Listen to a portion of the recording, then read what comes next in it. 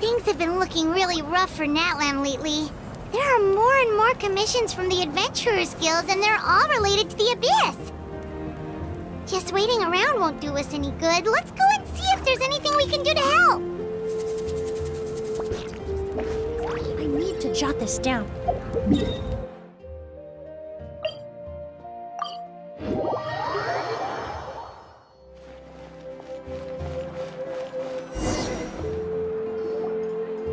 I see. Thank you so much. The Adventurers Guild has been overwhelmed these days. No worries at all. We've always valued the strength of adventurers. Given the current situation, it's vital that we all work together. Since we're facing the same enemies, I'll send you the intel we've collected on the Abyss so far. Then we can take a look at how to coordinate our efforts. All right. Thank you so much. Hi, Catherine. It's us. Got any new commissions? You two have come just in time. I've got some good news. The Pyro Archon has finished assembling her forces and stationed them all across Natlan. Given how the Abyss has ramped up its activities lately, we can no longer afford to act only after receiving news of an invasion. So the Pyro Archon suggested that the Scions of the Canopy and the Adventurers Guild focus on collecting and disseminating intel. That way, we can stay informed of everything that's happening across the land. Once we receive word of enemy activity, we can notify the nearest camp and the stationed forces can take immediate action. Yes, precisely.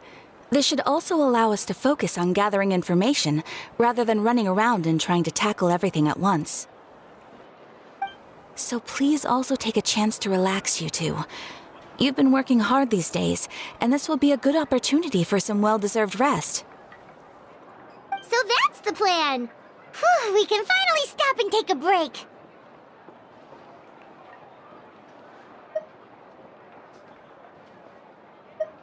Paimon knows that. It's not like Paimon just wanted to lay here and do nothing. The movements of the Abyss are always unpredictable.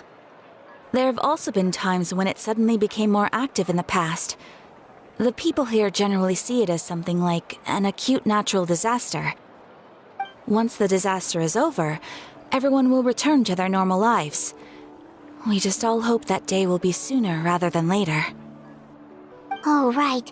Most people have no idea just how bad the situation has gotten in the Night Kingdom.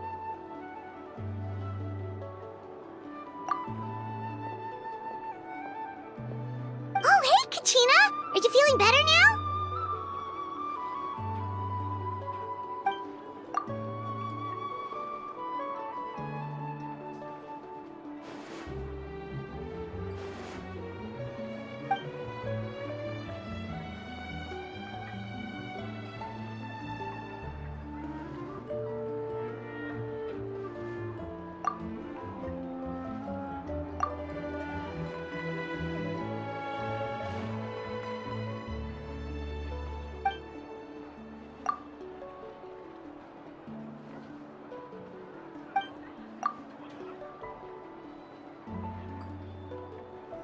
Wow! So we'll finally get to meet Shilonen, the legendary forger of ancient names! Paimon still can't believe anyone could forge those things.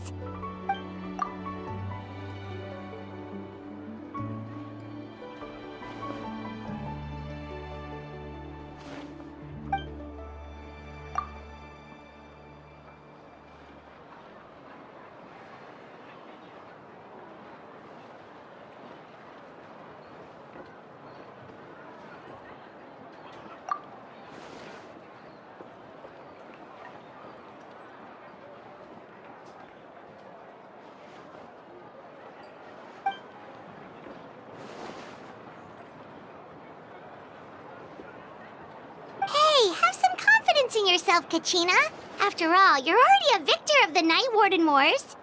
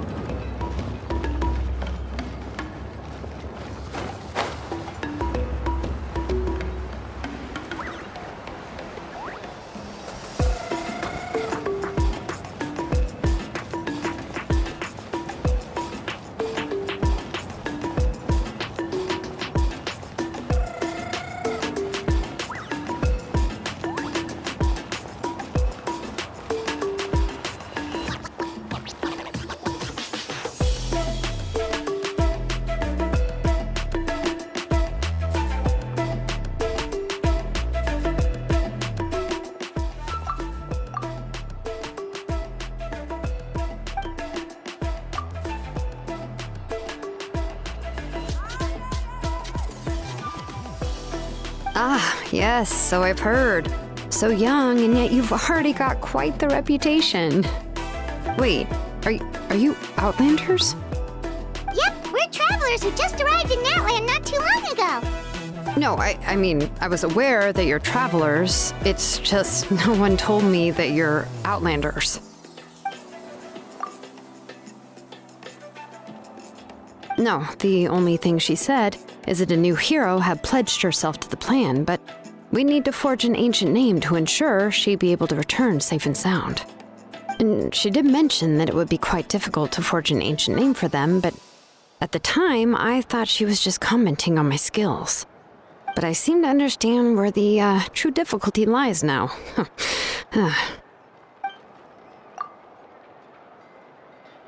Oh, I wouldn't go that far. I'm used to it, really. I just need a moment to process things. The Pyro Archon's requests are always difficult to fulfill, and we used to argue a lot. Honestly, it's probably for the better that she didn't bring this up at the time. Anyway, I can't argue with her if she isn't here, and it'd be pointless to take my anger out on someone else. But, just because I understand her rationale doesn't make me any less upset. After all, she must have known that forging an ancient name for an Outlander is an impossible task. It's impossible? As you probably know, an ancient name is a symbol of a hero's spirit and glory, which grows even richer and heavier as generations of successors inherit it. We forge ancient names by engraving the heroic deeds of an individual who will become the first hero of that particular name.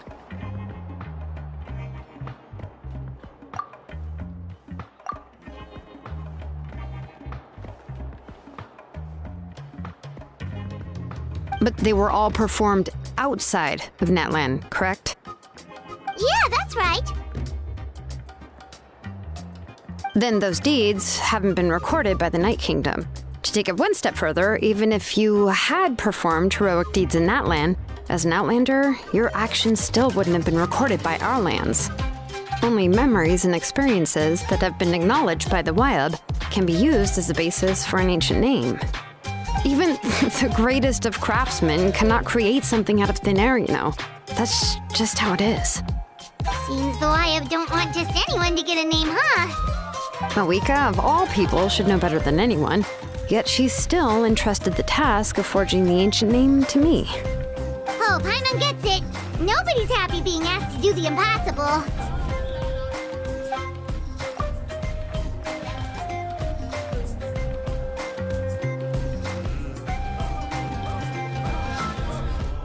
Ugh, don't remind me.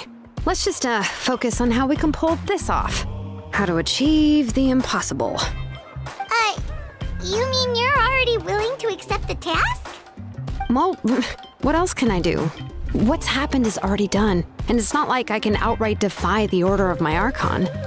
If she gave me this order, then she believes the ancient name is an indispensable part of her plan, and that I'll be able to find a way to make it happen. In other words, the order is an affirmation of my abilities. Whoa, not only has she accepted the task, but now she's looking for silver linings?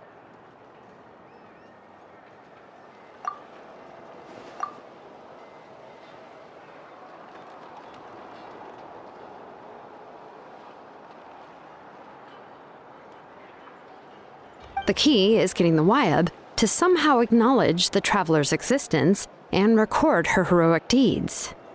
We heard the voice of a Wyab when we were in the Night Kingdom before. We even had a whole conversation with her. If we can talk to her again, maybe we can figure something out together. Well, every tribe has their own Wyab. How do we know if the one you met is indeed the best one for us to talk to? Plus, considering the unprecedented nature of this situation, I have a feeling that the acknowledgement of one Wyab alone would probably not be enough. I don't know. That requires a level of knowledge that I do not possess. We need to find a consultant who's an expert on all things Night Kingdom and Wyab. The first person who comes to mind is Lali at the Masters of the Nightwind, the one we call Granny Eats to Lead. Oh, we heard that name before.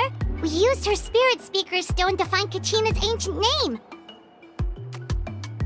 A person who can make something like that must be pretty impressive. I'm unsure she'd be able to help. Still, she's older now and quite eccentric. It's hard to even book a meeting with her, given that she's constantly holed up in her room and doesn't like to be disturbed. I've heard that to get her help, you have to be extremely patient with her and know how to keep her spirit up. I hate to break it to you, but... Huh. Why is that? I mean, didn't she already help you before? And you even managed to save Kachina. Well, yeah. At the cost of her spirit speaker stone being split into two.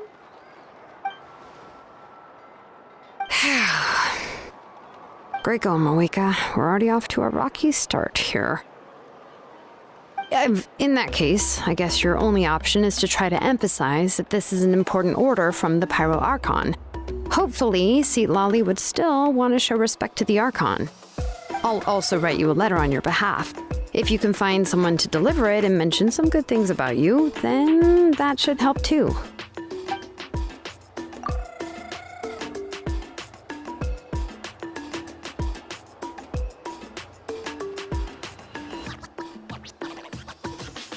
Sure hopes a Hal won't interrupt when he's talking, though. All right, Kanich is a seasoned negotiator. I trust that he'll know the best things to say.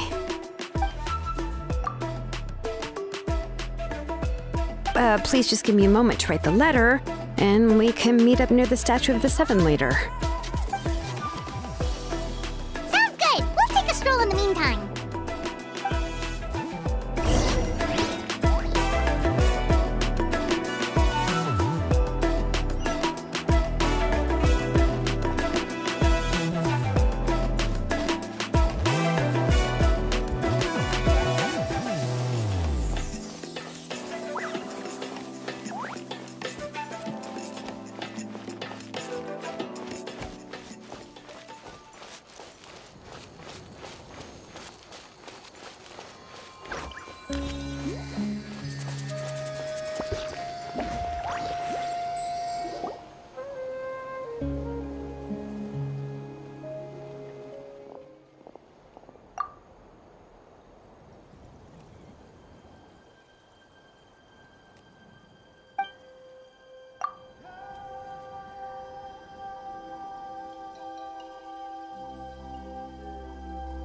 I'm sorry to put this on you, Kanich.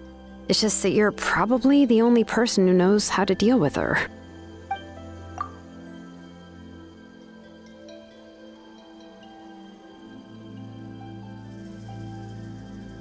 Oh, wait, so Kachina and the Traveler also know about the plan?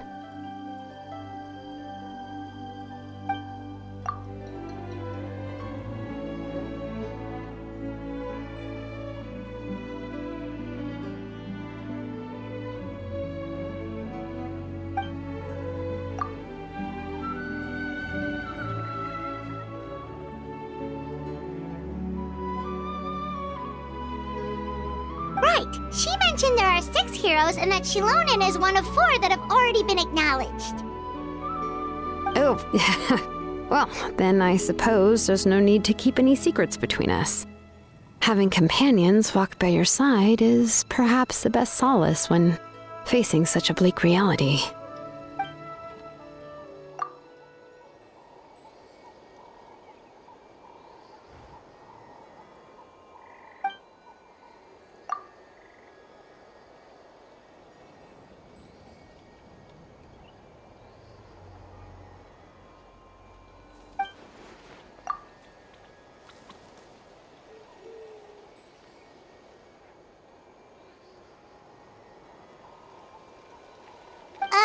Seatlali knows him too?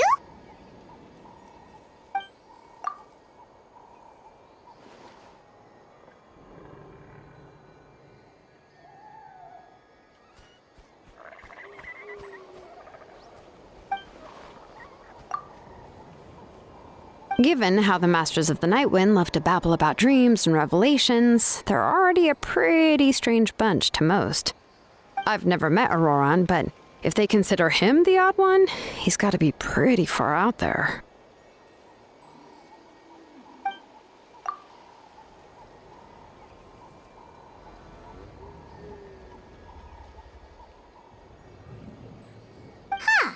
Makes sense.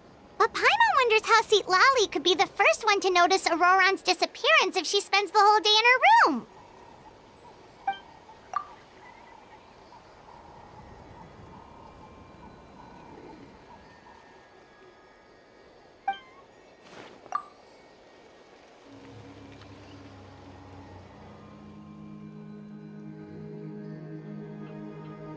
Huh, so if I'm following, you mean we'll help her investigate Roran and the captain's whereabouts?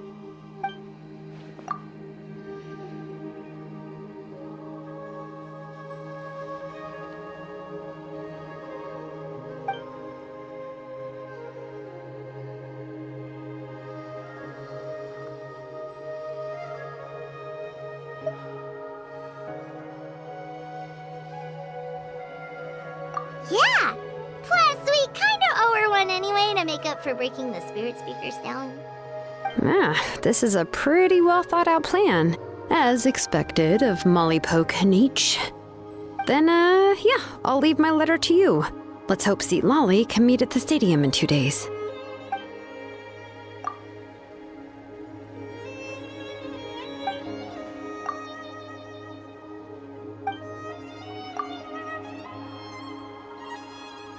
Okay, then let's part ways for now. I'll see you in a couple of days.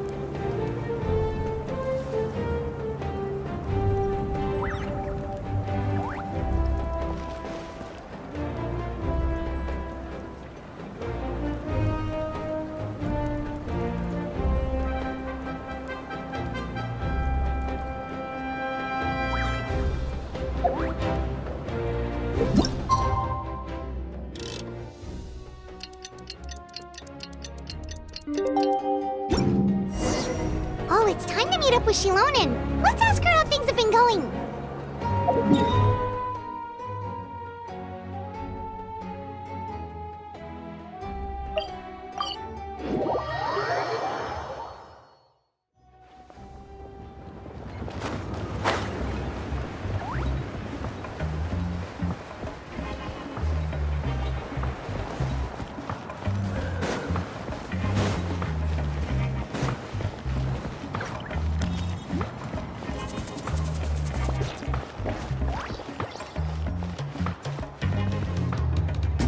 Shilonen, how's everything going? Oh, hi, Traveler and Paimon. I have bad news. Lali did not reply to our request, although I suppose I'm not too surprised. Huh? You mean she didn't even bother to give Kenichi a response? Guess she really does have quite an ego then. Yeah, well, she can be also quite eccentric, though she's one of the most gifted people around. Even the Masters of the Night Wind often struggle to work with her. My guess is that she probably has other reasons for not deigning us with a response. But let's go to the stadium and see if we can meet her there. If we do get a chance to talk to her in person, we can still try to work something out. That's true. Let's go!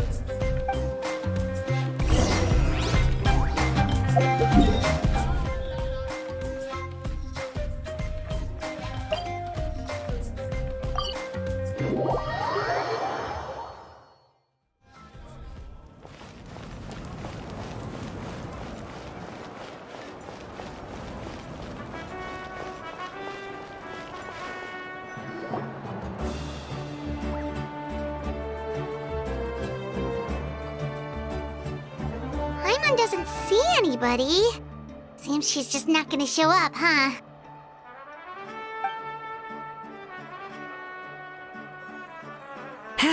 Well, we tried to be as considerate as we could, but she's under no obligation to help.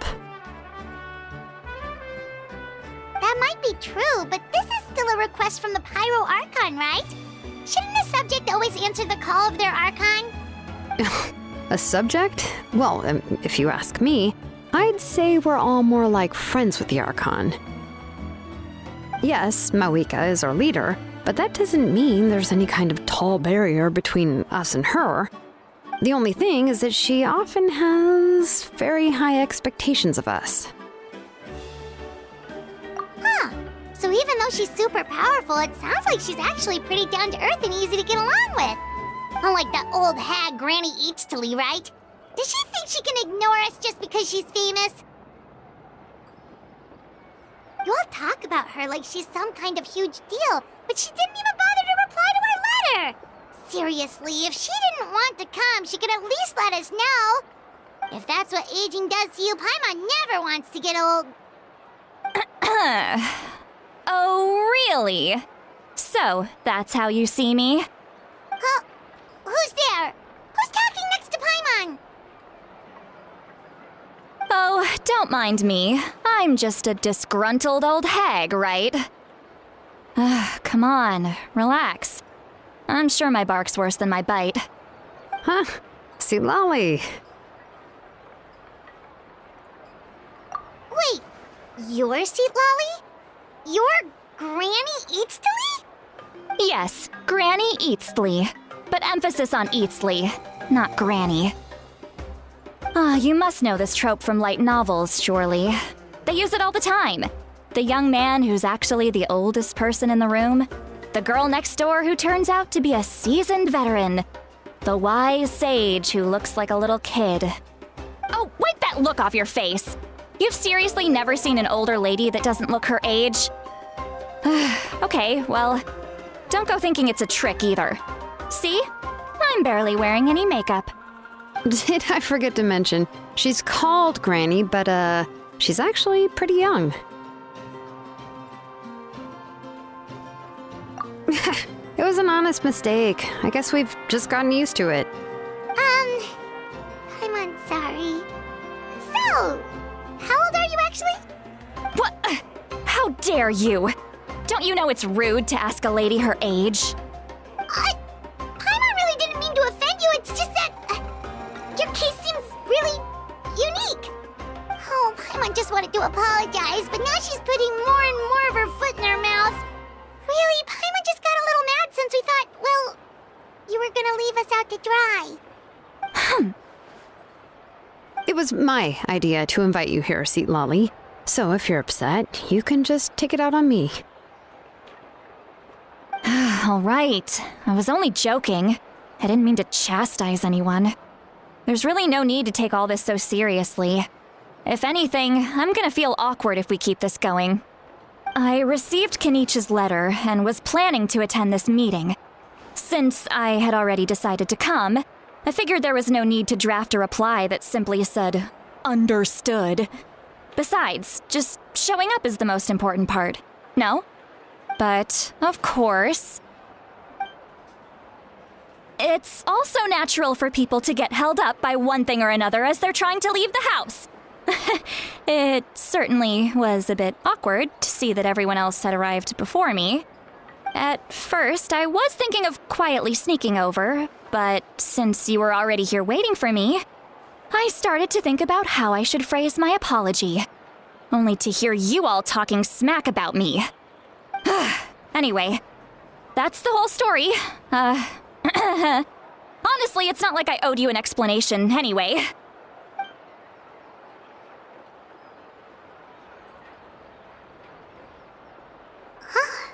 What's with that expression?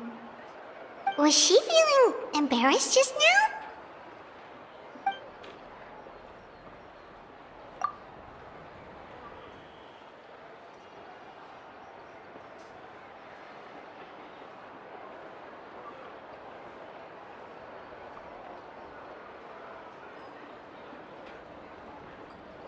When the Masters of the Night Wind say they struggle dealing with her, I wonder if the feeling is mutual. She seems to be pretty awkward herself. Everything she does and says seems a little forced. Anyway, Shilonen, I heard that you require my help in crafting an ancient name. Correct. The situation isn't like anything we've handled before. Let me explain. I see. So Mawika has asked you to forge an ancient name for an Outlander. Well, that would be a first. And you've also heard all about Auroron. I must say, he's always been a good kid. I can't see him joining the Fatui of his own volition. He must have been coerced somehow. Yeah, that's what we came here to ask you. We'll help bring Auroron back if you help us solve the problems of forging the ancient name. What do you think? I suppose I'll just call you Traveler for now. Traveler, come here. Let me take a good look at you.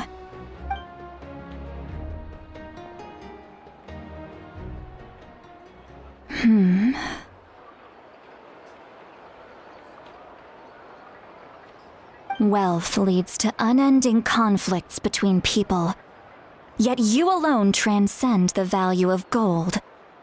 Baleful thunder and wrathful waves bring terror to mortal hearts. Yet, again and again, you've braved them to find new worlds. O weary yet free soul, even the most verdant leaf in the forest will pray for your happiness and safe passage. Those are all the things that I could see in you. You've experienced far more than even most mortals could dream of. You possess the heart of a sincere hero, along with the conviction to lift a torch above your head and walk headlong into the night. Huh? Don't move. There's something here. Huh? What thing? Don't scare Paimon. Is the Traveler gonna be okay? Shoo! That should do it. You've just returned from the Night Kingdom, so some fragments of souls were still stuck to your body. No need to worry. I've just cleared out the last of them. Isn't that kinda like having part of a ghost come back with you? It's nothing as serious as that. If left unattended, the most it could do is stir up some chaos in your mind, and generally worsen your mood. Well, in that case, better to get rid of them. It was nothing. Shilonen, let's follow your proposal. Once you've brought Auroron back, I'll take you to see the Lord of the Night. The Lord of the Night? But don't we need to talk to the Wyab of the tribes? Something this important is beyond their jurisdiction. Only the Lord of the Night can decide whether we can grant an ancient name to one who does not hail from our lands. The Lord of the Night is an ancient entity that rules over the entire Night Kingdom, constantly borrowing the power of the sacred flame to combat corrosion from the abyss. Oh, so you're basically saying it's even more powerful than the Wyab of the tribes. Well, that sort of makes sense, being the Lord of the entire Night Kingdom and all. Not exactly. It's not so much that one's more powerful than the other. But never mind. That's not important. It would take too much time to explain. Just listen carefully to what I'm about to tell you. The Lord of the Night is currently in a deep slumber, and we can only communicate with its consciousness while in a trance. In other words, in a dream. But I will need to prepare a few more things if we are to hold a ceremony to achieve the state of the trance. I'll make a list. Can any of you get everything for me? I can go. It'll probably be a long list, so better leave it to someone who knows all the local vendors. Sounds good. Then we'll go with St. Lolly to track down Auroron. Phew, the Fatui are nothing to scoff at, so please, be careful during your investigation. If you need any help, just come find me. Yep, we'll be sure to play it safe.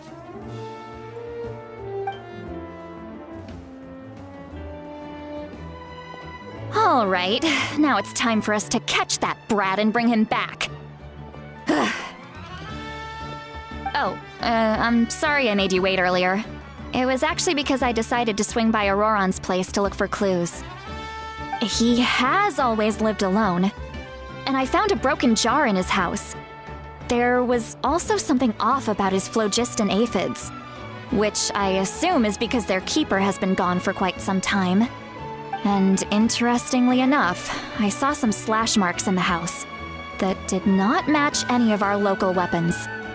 My guess is they were left by Snezhnayan arms. Oh, sounds like the Fatui broke into his house and took him hostage. But why would they kidnap a kid who just spends his days living in the country and raising aphids? He's only in his 20s. What would they want with him? That's not to say that I believe he's totally innocent, of course. Since he's the only one who was kidnapped out of everyone in Natlan, he must have done something to attract their attention. In any case, we'll get to the bottom of this once we manage to get him back here. I'm truly sorry to put you two through all this trouble with me. But please help me get him back. You can count on us! All right, then let's start by heading to where Auroron was seen last.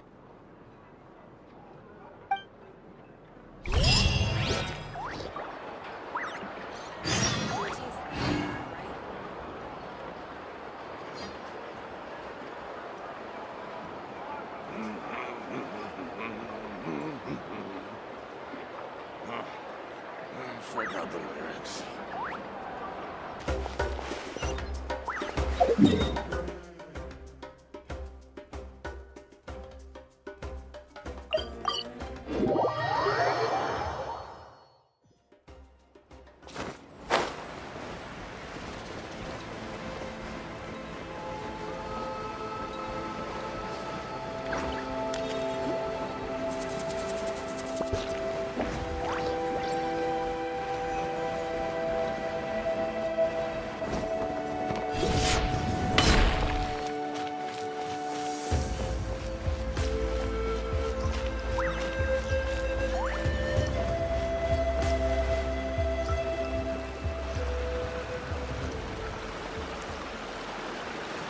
This is the spot.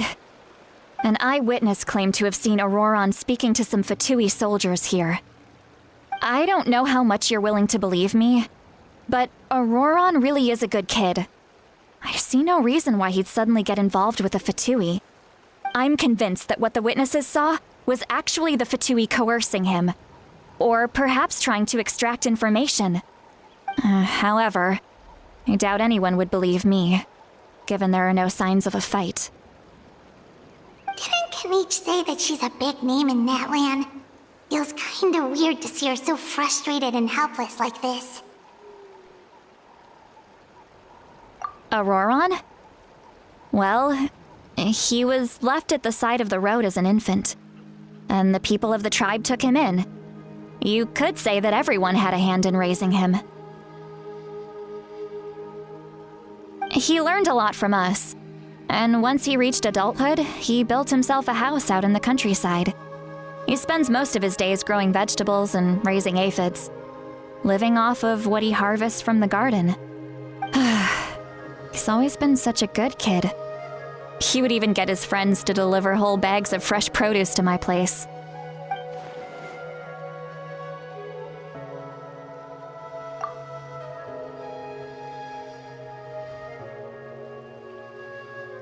Oh well, let's keep looking. He can answer all of our questions once we find him. He's been raising phlogiston aphids for a long time, and since they were disturbed, they secreted a special type of phlogiston.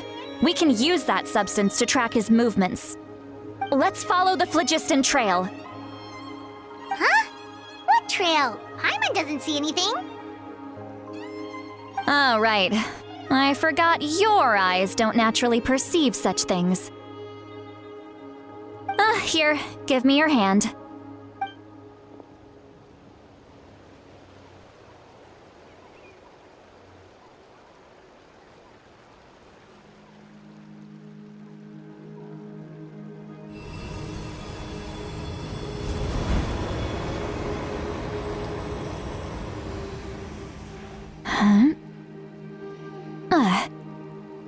How about now? What do you see?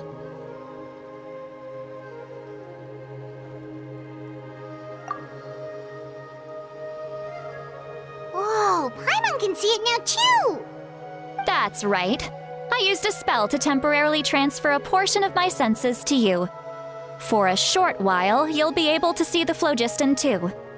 Wow, you can even share your senses with us? First time Paimon's heard anything like that. It requires a very rare spell that most people aren't adept at. But don't worry, it's a cinch for me. Between the two of you, it seems the Traveler's senses are a bit stronger than Paimon's. When I held your hand just now, I could sense that you've got a great affinity for phlogiston. You're extraordinarily gifted. Anyway, we'll need to use our vision now to track down Auroron. Good luck, you two. Over here, this way! See, Lolly might say a lot of deep and confusing stuff, but this spell of hers is really something.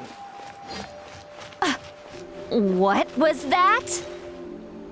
Oh, Paimon was just complimenting you. Really?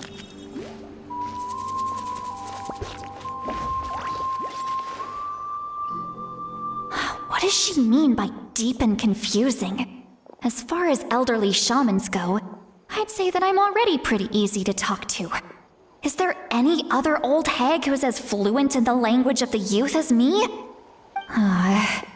But is my way of speaking still not trendy enough? I've already tried my best to match their speech patterns. But given the looks on their faces just now, or perhaps I'm still not fashionable enough? But that can't be, right? Don't tell me they're still getting the impression that I'm super old-fashioned. Huh?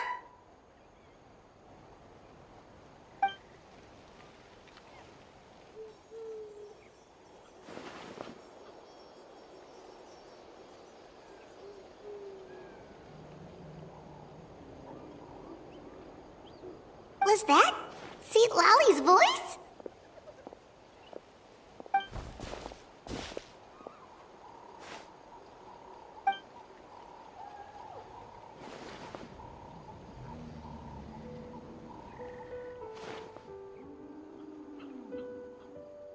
Now that I think about it, it's a good thing I found some helpers this time.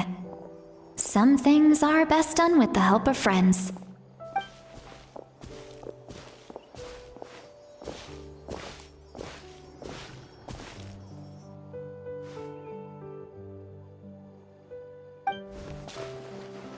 Oh? They appear to be feeling quite confident. Looks like our work will go smoothly.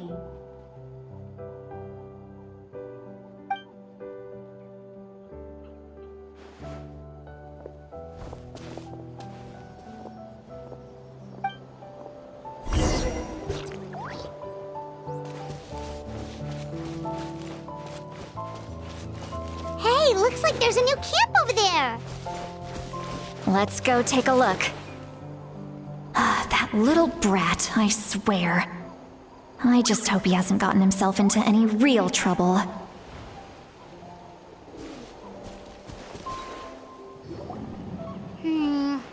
Yep. Judging by Paimon's experience as a guide, it definitely looks like people set up camp here. Wait. The phlogiston here is a bit odd. Let me see. Paimon sees a small shape here. Could it be some sort of symbol? This is a distress signal for the Masters of the Night Wind. Only someone from our tribe would recognize it. So Auroron was indeed being threatened. We've got to find him, fast. Leaving such a subtle mark implies that he was trying to be discreet. In other words, he was probably under the Fatui's watch. If they notice us, we can just charge in and fight them to the death. But what if my darling grandson is also there? I can't have him caught in the crossfire. No, I've got to be careful. Otherwise he'd get hit as well. How annoying. No, I've got to stay calm and keep my composure.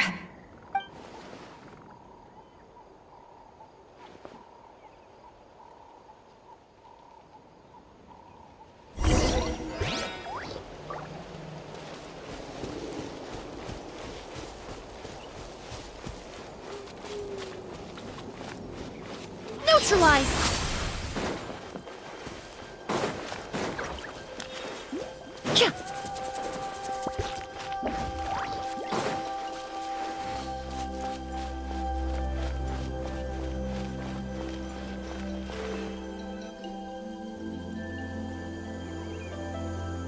There are traces of people staying here too! Wait a second. The phlogiston around here is jumbled up. I can also smell a mix of elements in the air. Pyro, electro, and some other elements as well. Kanich told us that you were super amazing. No wonder you can sense so many more things than us.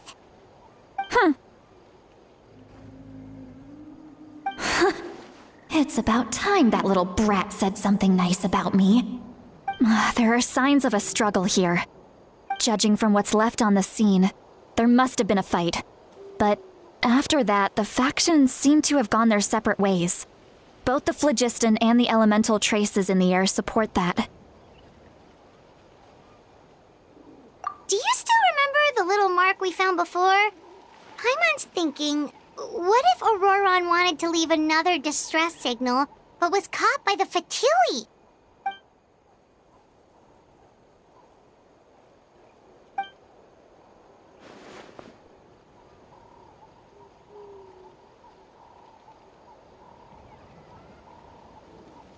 Given there are two signals leading from here, we should split up as well. I'll take this direction, and leave the other one to you. Let's meet up again later.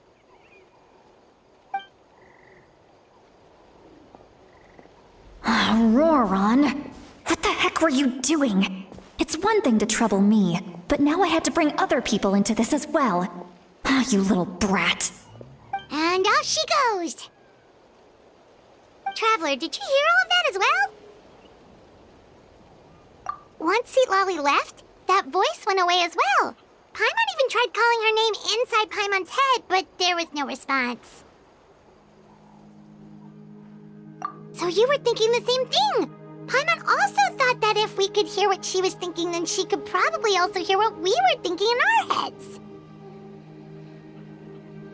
She did say that she was quite adept at this spell, and it doesn't sound like she's had any trouble with it in the past.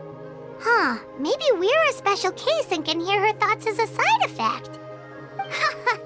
If you think about it, she's really got a lively inner world.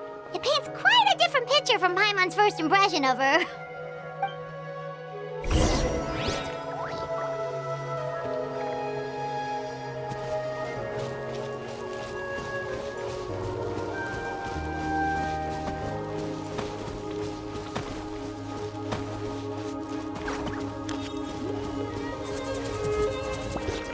See some traces here. Let's follow them and see if we can find anything up ahead.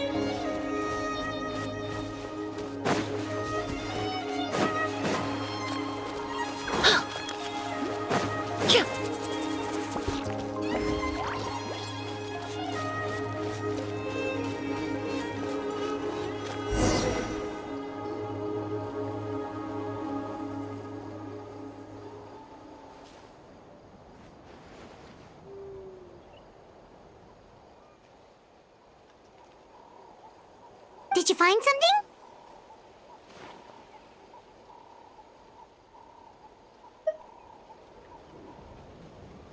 Huh.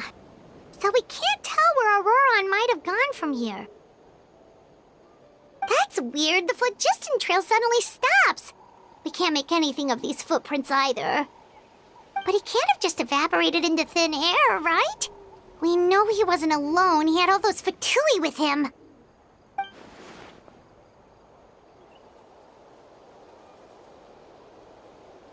So, you can hear the sounds of the wind from beneath the earth.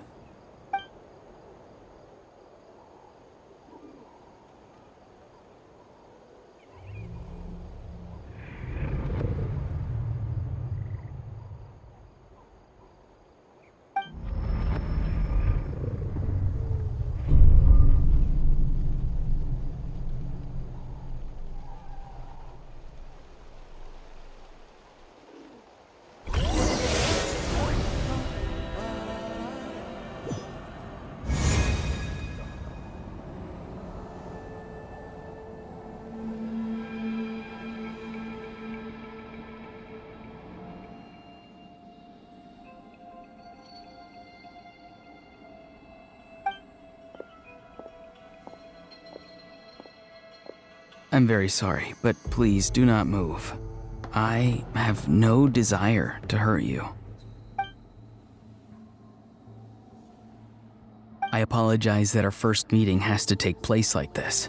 It's just that you're much like one of those animals with ears that perk up as soon as it senses danger in their environment. And given your combat proficiency, I would not have been able to gain an advantage over you if you were anywhere else in the world. However, you're now in the Night Kingdom, a familiar domain to the Masters of the Night Wind. Hello, traveler. I'm Auroron, the one you've been searching for. Ah, the Fatui's custody. I see. So even Granny has told you that I was coerced by the Fatui.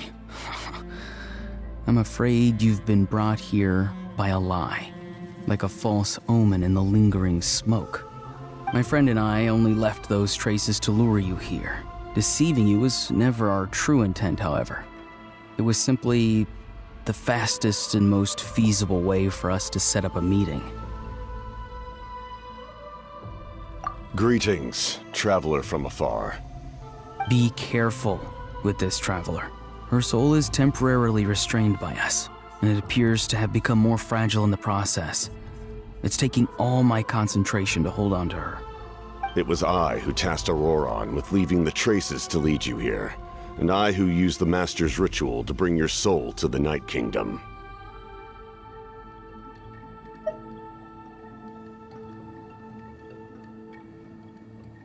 I've heard much about you from the past encounters you've had with my colleagues. Given the present situation in Natlan, I would like to sincerely request a formal meeting with you, in person. I will use the opportunity to explain my goals and motivations to you, as well as why I mistrust Malwika, the Pyro Archon. I believe there is little reason for you to blindly follow her plan. If you would like to hear our intel, then find us to the east of the stadium. But remember, not a word of this to anyone. I would like to avoid any further conflict. You will see me again once you return to reality. No matter what I say, please, help me keep this a secret. This is all to avoid dragging Granny into this conflict.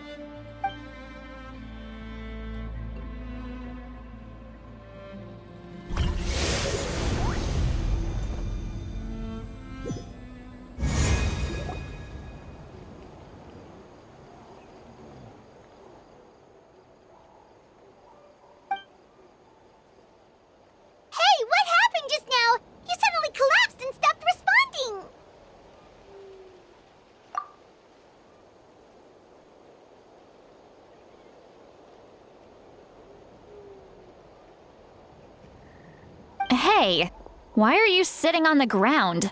Are you okay?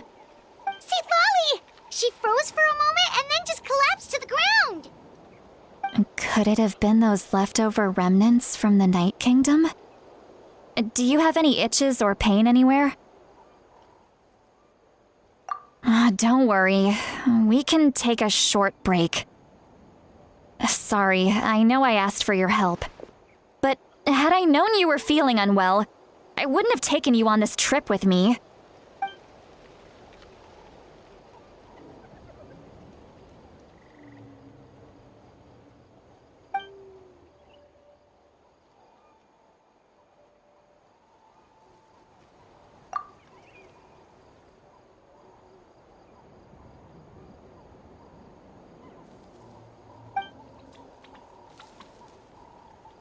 If you're feeling sick, you should just say so.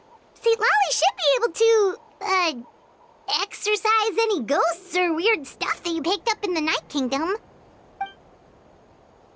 A seasoned traveler must know the importance of not pushing yourself beyond your limit. If you need anything from me, just say the word. In any case, let's take a bit more time to rest now.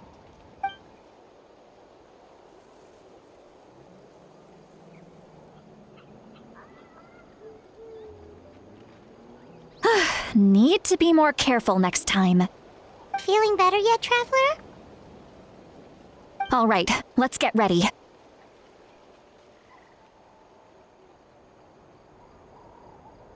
I followed my phlogiston trail earlier to a stronghold guarded by soldiers. I have a feeling that Auroron is probably being held inside. Oh, so it's close by. Then let's head over right away. Well, I recruited you to be my helper, which means we're in this together. Like the wind and the clouds. We either move as one or not at all. But if you want to make it up to me, then just be sure to fight extra hard when the time comes.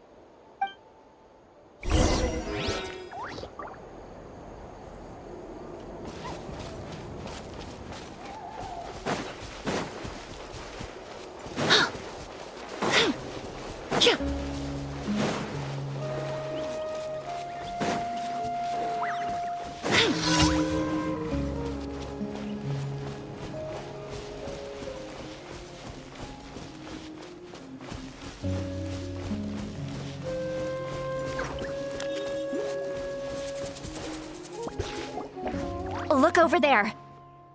Huh? Paimon thinks she sees someone in the middle of the camp. That's Auroron.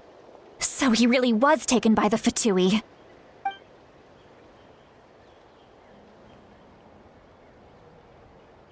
All right, we'll take the lead.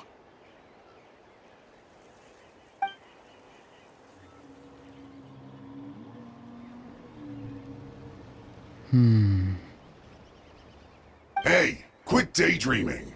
Don't you have work to do? I cannot see the sun. What? Without the sun, I cannot see the truth. You are currently blocking the light, so I must beseech you to move aside. Huh? Okay, Mr. Philosopher. That's enough mumbo-jumbo. Wow. I'm going to rip that guy's head right off. St. Lolly's struggling to control her temper now. Are you ready? Let's go kick their butts.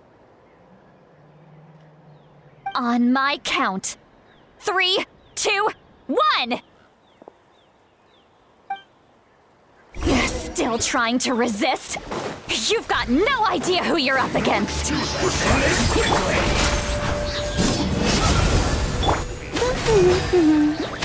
Ferret Bunny! A bitter pill to swallow. The doctor was seeing. No one escapes my sights.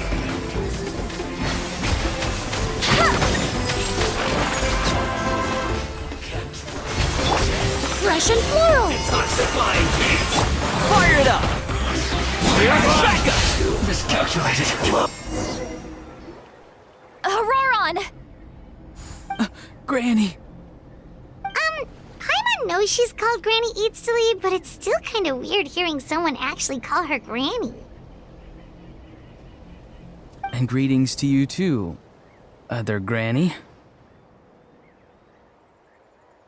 What did you just call her? Granny. Is that not right? You are Granny's friend, are you not? You seem to be approximately the same age as her, so I figured you're also a Granny. How many times have I told you? It doesn't work like that. There are a lot of people who look about the same age as me. You can't go around calling everyone Gramps or Granny. Oh, wait. He's not a child, is he? Don't tell Paimon he's one of those people who look like an adult but are actually only 8 or 9 years old. Oh, your words have pierced my heart like a thorn vine. Given how hard those thorns are to remove, I may just need to find a pair of tweezers. Why are you so upset? You can just say yes or no. Of course I'm not a child. It's just Granny always taught me to show gratitude where it's due. And since the Masters of the Night Wind raised me collectively, I basically see everyone above a certain age as an elder I should look up to.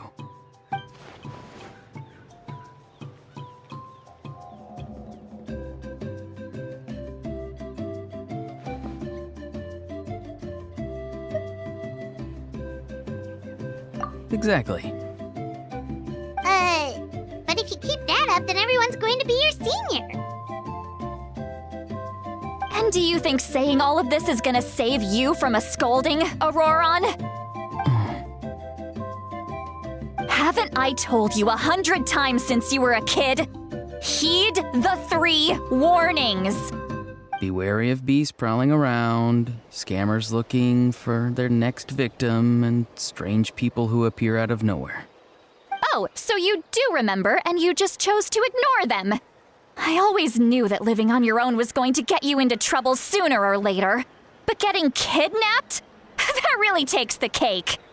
You won't always be able to rely on other people coming to your rescue, you know. You're just lucky we got here when we did. Or we might be launching another search and rescue operation to find out where they put your severed head. I'm sorry, Granny. I'll be more careful next time. Next time? Oh, good one. You think there'll be a next time after this? Not a chance. They didn't hurt you, did they? No, they just asked me a lot of questions about Natlan's terrain and made me draw a map of the ley line distribution. Okay, now answer me honestly. Were you the one who helped the captain escape after his battle with the Pyro Archon? Yes. So why did you do it? Because they said they would need my help from there on out. They also said that if I refused, they'd just come to you, Granny, and they'd already figured out a way to make you do their bidding. Hey, I'm no ordinary Granny. Would they really dare to come after me? And you! Did the gods give you a brain just for you to not use it?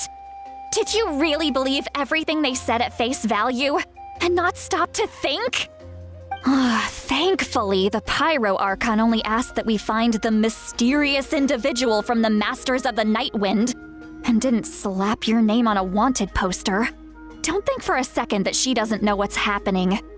Even if the truth that you see will soon manifest into reality, there is still no need to preemptively panic. Have you forgotten the words that I've taught you? I'm sorry. Forget it. We can submit the details of this camp and the defeated Fatui as evidence of your innocence. Let's clean this place up and get back to the city. Auroron, you better remember this lesson well and seriously reflect on your actions. Also, once we return to the city, come to the speaker's chamber with me. I'll need you to explain everything. Sounds good. Should I bring some of my homegrown vegetables as well? Your vegetables? Yes. I grow a lot of fresh produce in my garden. I hope the Pyro Archon won't be too picky about the selection. Now's not the time to be thinking about that. If you do come face to face with the Pyro Archon, the first thing you should do is... Recite the 3 warnings. Huh? No! You should emphasize that you were not in cahoots with the Fatui! How exactly did the Masters raise this guy? Oh, right.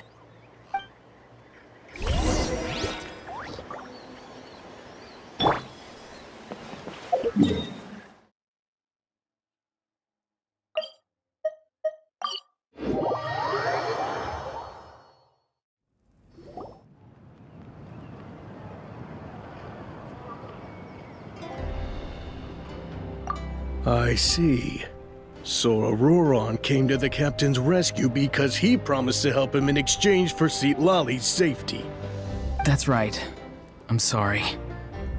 Now that you know Auroron was only trying to protect another member of his tribe, could I ask you to petition the Pyro Archon for her forgiveness? We'll give her a full report. We'll let you know once she's reached a decision. Will I need to stay here? Technically, yes. But if Miss Citlali is willing to serve as your guarantor, then we can release you from custody. Sure. I'd be happy to do that. I don't have any more time to waste here. I still have other things to do. Understood. Thank you very much. Mr. Auroron, please report back to the Speaker's chamber as soon as you've received notice of the Archon's decision. I understand. Thank you. And thank you too, Granny.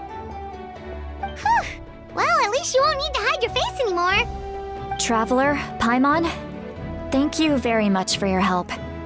And don't worry, I haven't forgotten about my side of the deal.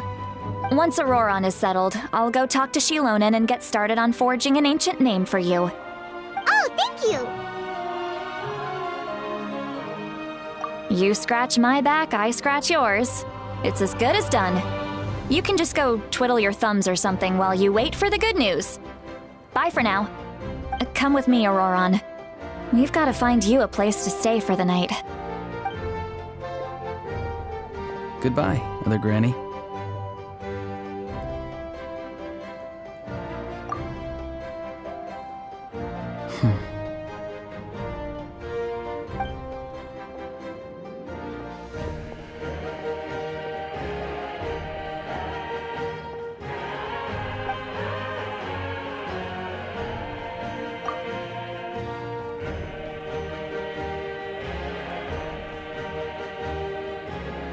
We're finally done. All right, it's time to find some grub. Huh? What is it, Traveler? What? The captain? Sorry. Paimon just didn't see that coming. So you really saw him in the Night Kingdom? And he didn't attack you? Oh, that Auroron, what is he up to? He sounded earnest enough just now. Paimon would have never guessed anything was happening. All that stuff about protecting Citlali and being forced to help the Fatui when he's actually been a willing accomplice all along.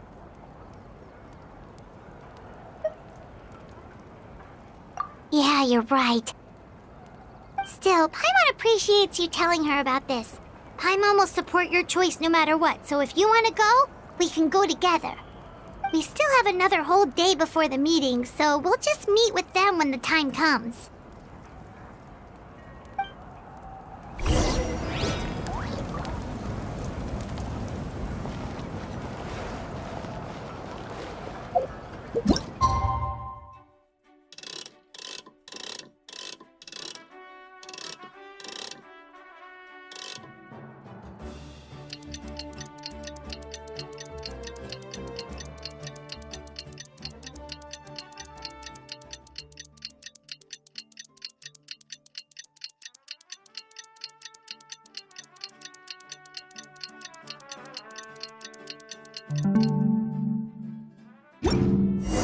Would you mind coming with me to buy a copy of today's newspaper?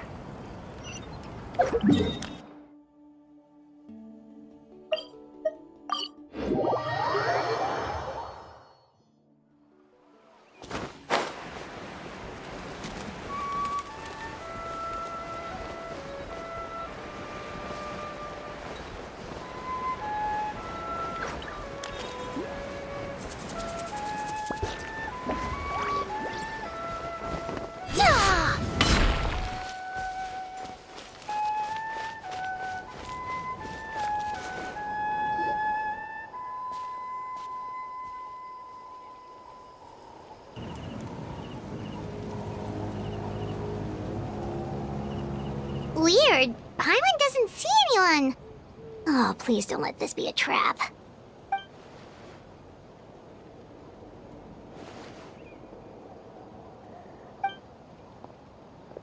What was that? Good evening. Nice to see you again.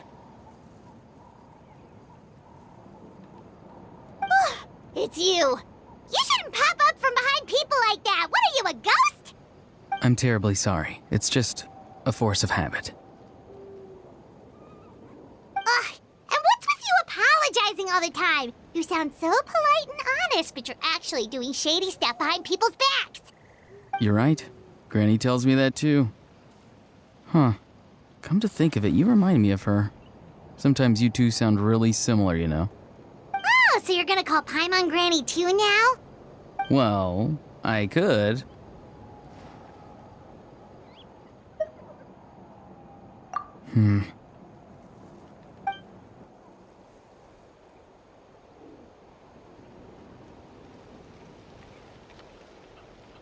It's all clear. Over to you. Excellent. The fact that you showed up proves that I was right about your character.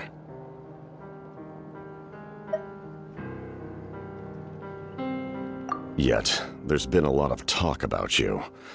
Child told me that you're passionate about the unknown and willing to take risks.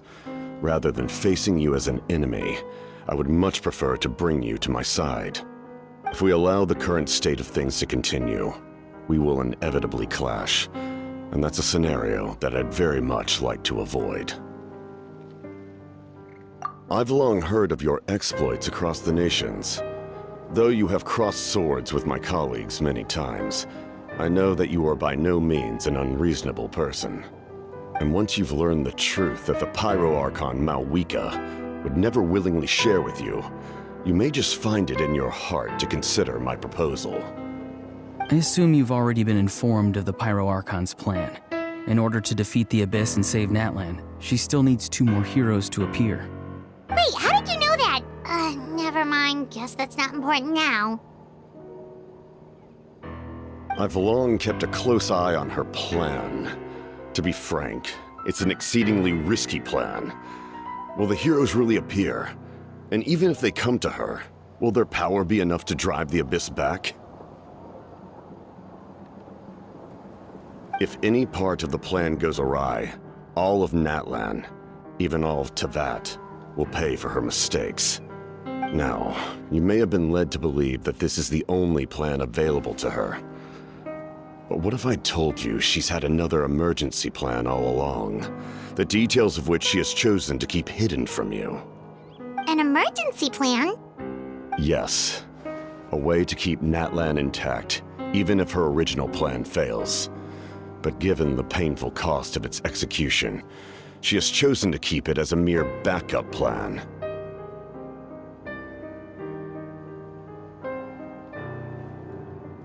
Whether this stems from hesitation, fear, or even naivete, I cannot say. But Natlan cannot afford to wait until she comes to her senses.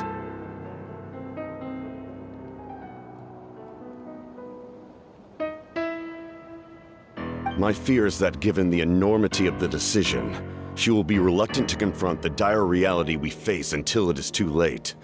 There will be no time left to execute the backup plan, and all of Natlan will be lost to the Abyss. We have to make the decision for her, here and now.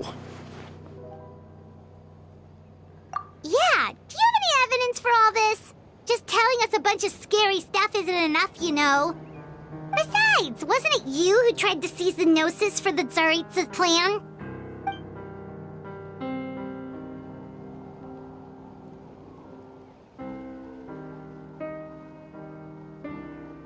I knew you'd be clever enough to see.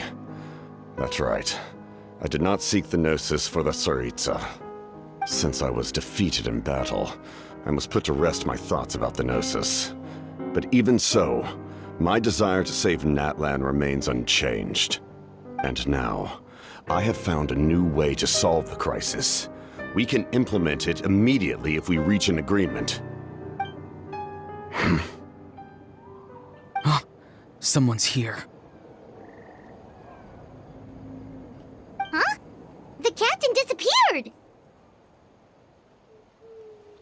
Something is rapidly approaching. Oh no. Something? Bad news, chump! It's your granny! See, Lolly? When did you get here?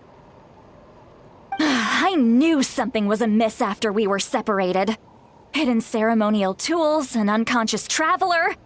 I must say, I'm very curious about what you're up to. How dare you go behind our backs like this, Auroron? Colluding with the Fatui? Really? Oh, here we go again. Cat got your tongue, huh? You really think you can avoid a scolding just by staying quiet? I'm not trying to avoid anything. Oh, and now you're talking back. Well, go on then. Explain yourself. What the heck are you up to? I'm sorry, Granny. I feel so guilty. You! That's it! Where are my tools? I swear if I don't teach you a lesson right here and now, I'll... Wait, see, Lolly! Please, calm down. We, still learned a lot of info, didn't we? Like the fact that the captain isn't trying to seize the Gnosis anymore. So, maybe just save the scolding for later, okay?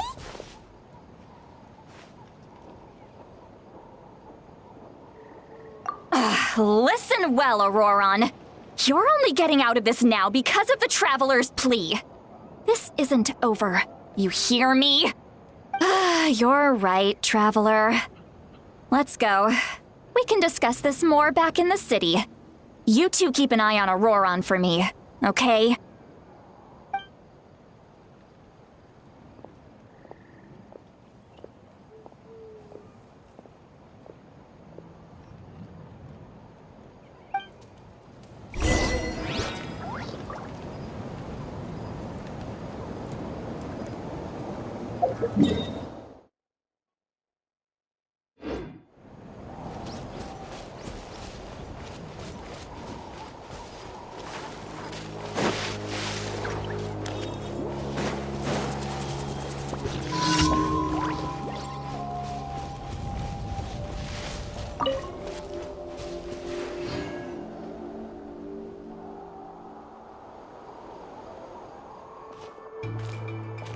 In all my years, I've never had a child cause me so much grief.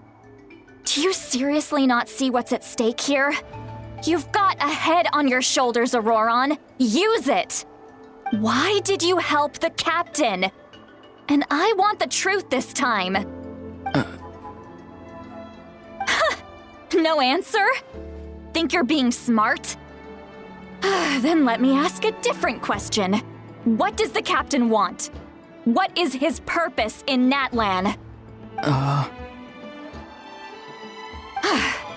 Really? You're just going to stonewall me?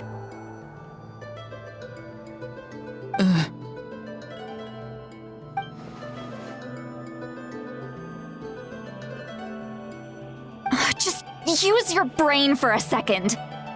What do you possibly stand to gain by helping the captain? Only endless trouble awaits you and everyone in the tribe. You've always been a good kid. Why would you throw that all away now?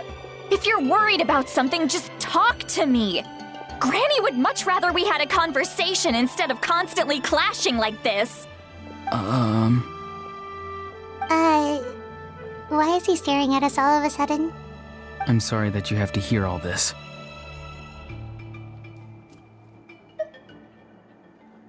Indeed. It's like going to visit a friend at his house, only to suddenly hear your friend berating a naughty Saurian.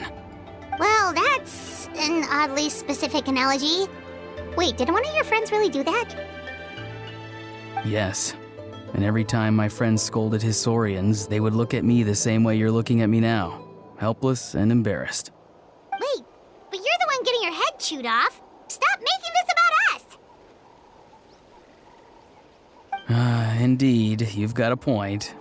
Then please just hang in there for a little while longer. Granny should be done with her scolding session soon. Oh? You dare gossip between yourselves instead of listening to me? You... Sorry, Granny. Sorry, Granny! Sorry, Granny! You know what? Fine. I'm perfectly aware that everything I say goes in one ear and out the other. You're all grown up now, so why would you listen to an old hag like me? You say all the right things, but then you go and completely ignore me! Well, if that's how you're going to treat me, you can stop sending Aoife over to my place to deliver your stupid vegetables! I don't need anything from you! Who's Aoife? A delivery person? That's irrelevant. The point is, he hangs out with this kid, so he must be no good. You kids get to a certain age and suddenly act like you know it all. There's nothing I can say to get through to you. Auroron, if you're still thinking about that so-called duty, then please, just forget about it. The ley lines did not fall to this state because of you. And we've long closed the book on that incident. Seems they've started talking about some kind of tribal history. I'm starting to get lost. That's not it, Granny.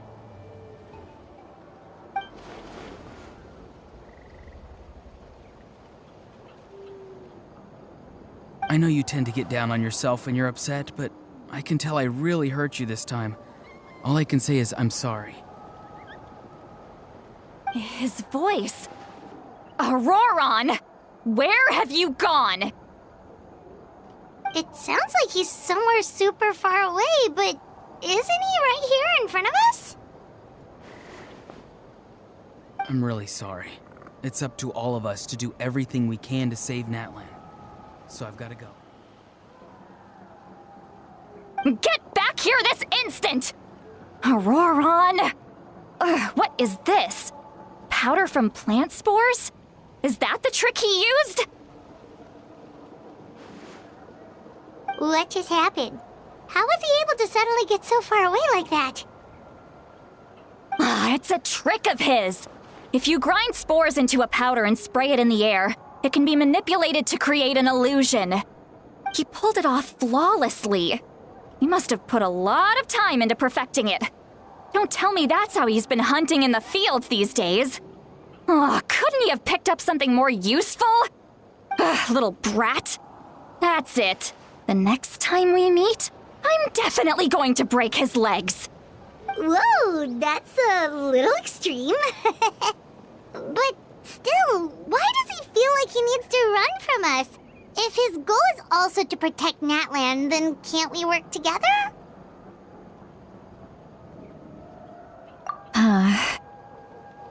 I'm sorry for interrupting your conversation with them earlier. But even if you'd been able to hear them out, there's no guarantee you would have gained anything substantial. Auroron probably did everything he could to get away because he knew I'd get the truth out of him sooner or later. That brat. I swear.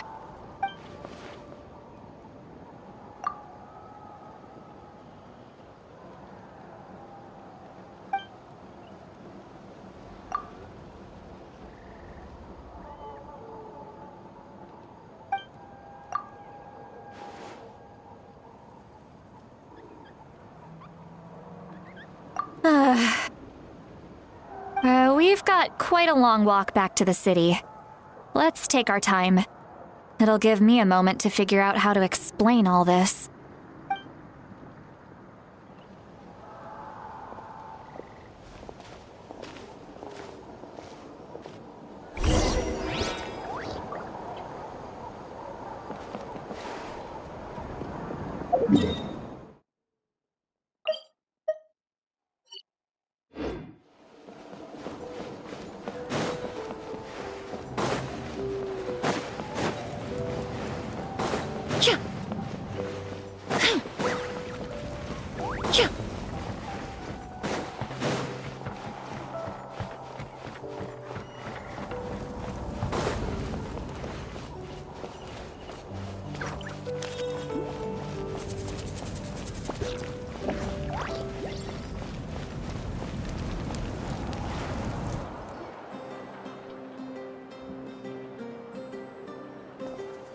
Do you two have some time?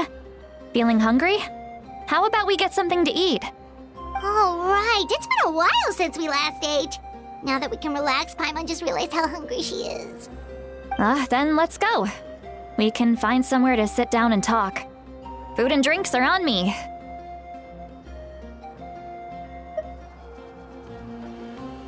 How did this become Paimonville? See, Lolly looks quite down on herself. All right. It's on Paimon this time. What's one meal to the best guide in Teyvat? So you can just sit back and enjoy, sweet Lolly. Paimon will take care of it. Hey, come on now. You won't even let me take you out for some food and drinks? I just wanted to treat you to a meal. Are you sure? We can save you some Mora. Mora is the least of my concerns. Besides, we're definitely due a meal after all the time we've spent together. Let me get this one. I might be an old hag, but I like to think I'm not completely useless. Sure, that's fine with us, but Paimon doesn't want you to be sad, sweet Lolly. Don't worry. I'm sure a juicy grilled steak will work wonders.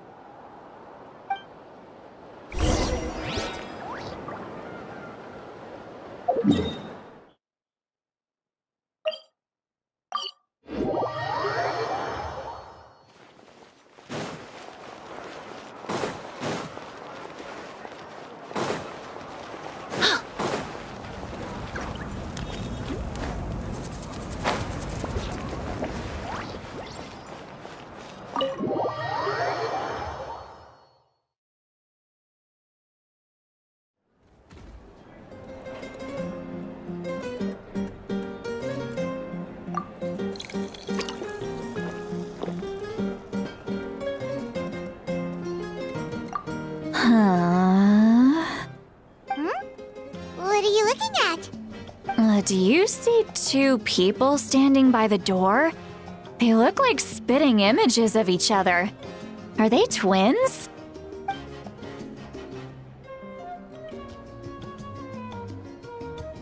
But Paimon only sees one person there.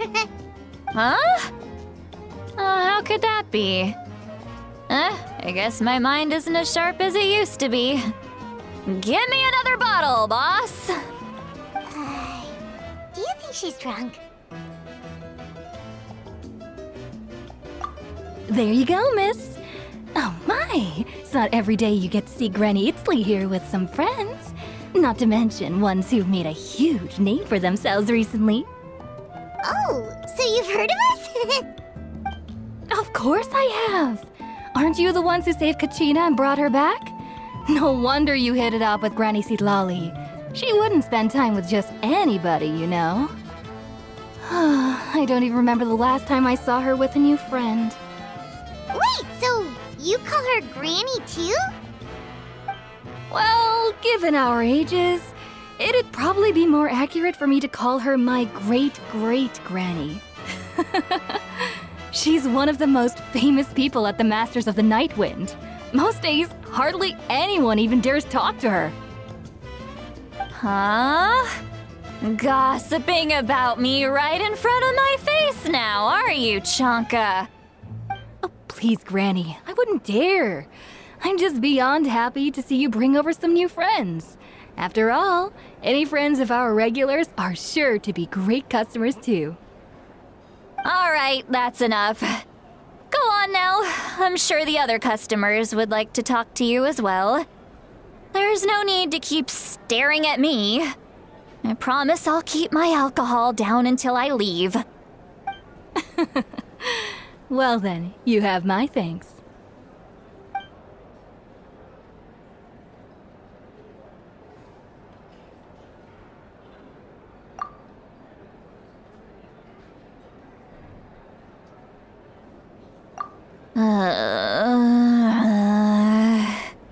Seat Lolly? Seat Lolly?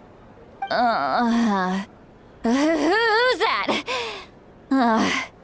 You got some gall calling me by my first name. Let Let me guess. You want to test your skills against Granny Eatsley, don't ya? Are you still with us, Sweet Lolly? You're kinda talking to no one. You chumps come around here, picking fights with me? Well, you know what happens next. You lose, and then run off home to tell everyone about how I'm this big scary bully. It's always the same story. You brats start it, I finish it, and then I end up with the reputation of being some kind of terrible monster among the shamans. I mean, come on. Monster? Me? Really? What did I do to deserve that? Granny Sweet Lolly, you're not a monster at all. Exactly! And while we're at it, I'm not some lazy slacker either.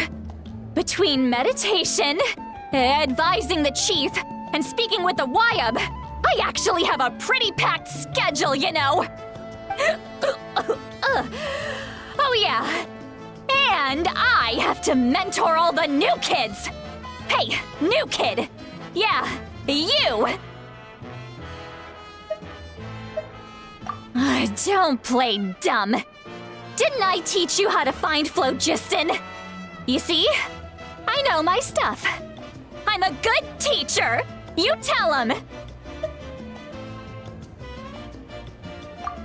That's more like it.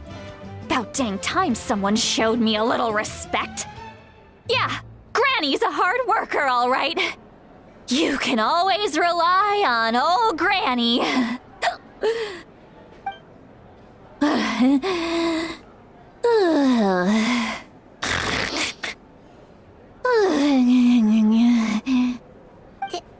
Did she just fall asleep with her eyes open? Oh, jeez. Behind this pitch-black curtain, a chapter of hatred reveals itself. Behind the smoke, the lingering smoke. She's meditating again. She does this whenever she's had a few too many drinks. Her mind's actually racing at this point. It's quite the opposite of sleep. Is this another specialty of the Masters of the Nightwind? No, I'd say it's an ability that's unique to Citlali herself. While she can easily pick up everyone else's skills and tricks, few have been able to master hers. Warning, warning. Red, the color of danger, has now arisen within that pair of eyes. Huh?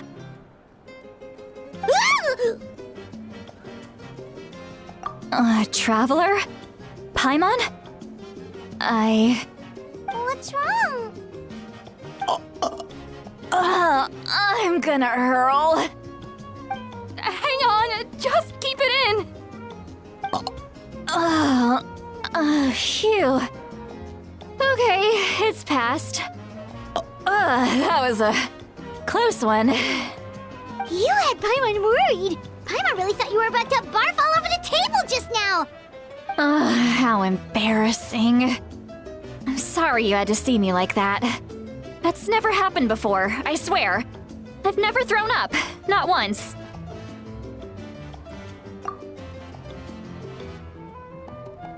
Are you feeling okay? Wanna take a quick walk and get some fresh air?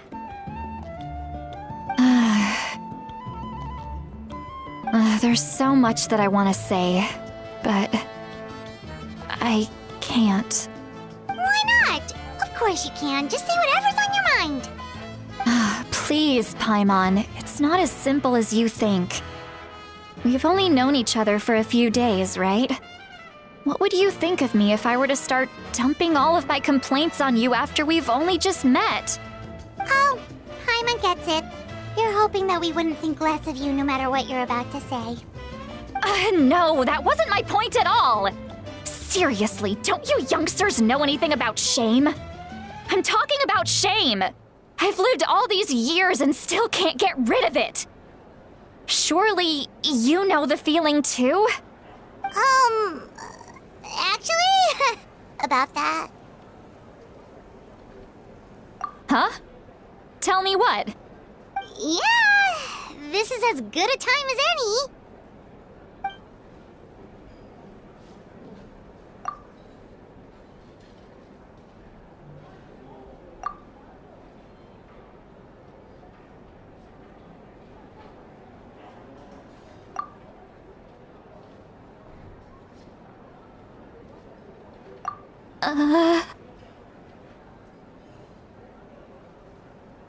So, you heard my... It's okay, Sweet Lolly. You had every right to complain about those things. I can't take it anymore! Why do these things happen to me? Hearing me mumble under my breath is one thing, but hearing what I mumble in my own head? That's too much. It's just like when you're rolling on the floor in your pajamas, but you forget to lock the door, and someone bursts in to deliver cabbages and sees the whole thing. So that, happens to you a lot. It happens to people in general, okay? Doesn't matter if you're 200 years old or 1,000 years old. Everyone rolls around in their pajamas sometimes. I was just picking something generic.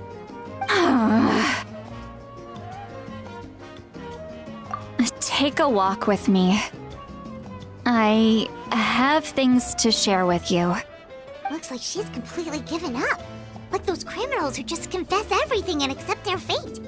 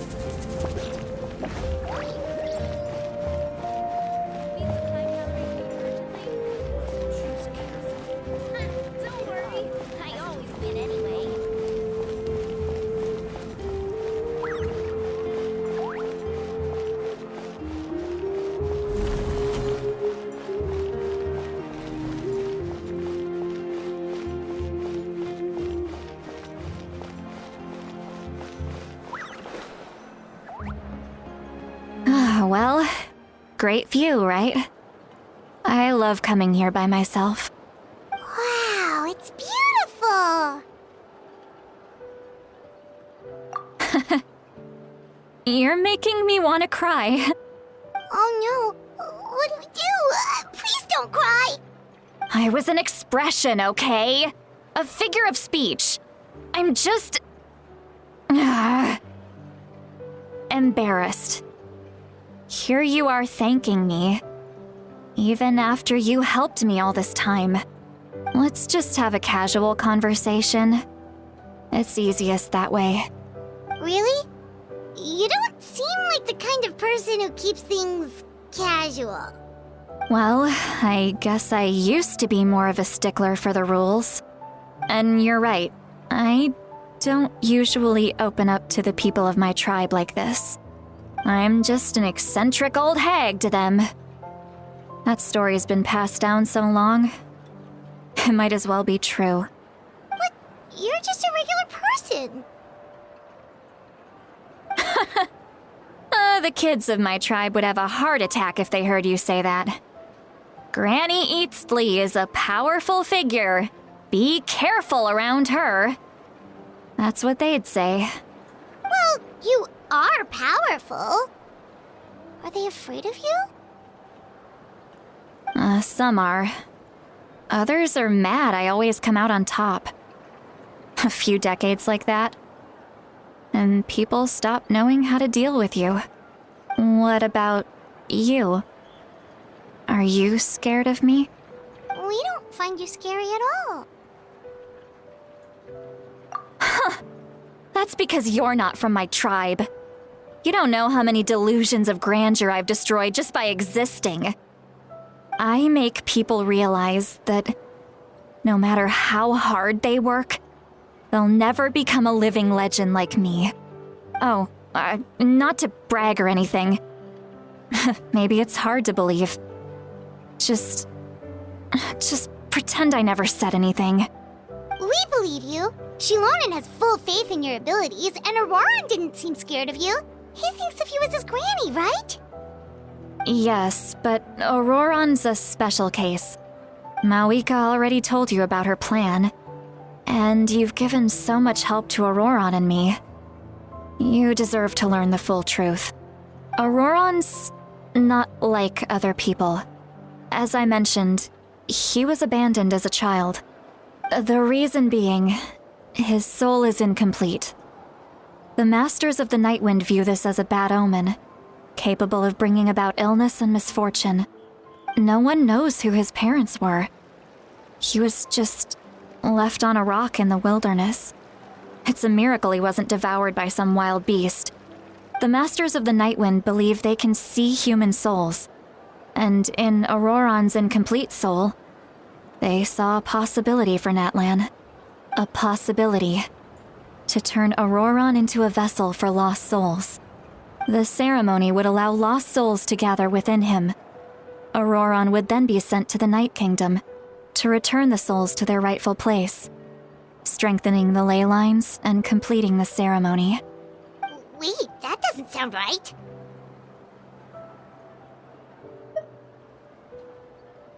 Now you see the problem. When damage occurs to the Night Kingdom, the souls held within disperse and remain adrift, unable to find a way back to the ley lines. This loss of souls damages the Night Kingdom even further. The ceremony can send back countless souls at once, which would benefit the Night Kingdom and the souls themselves.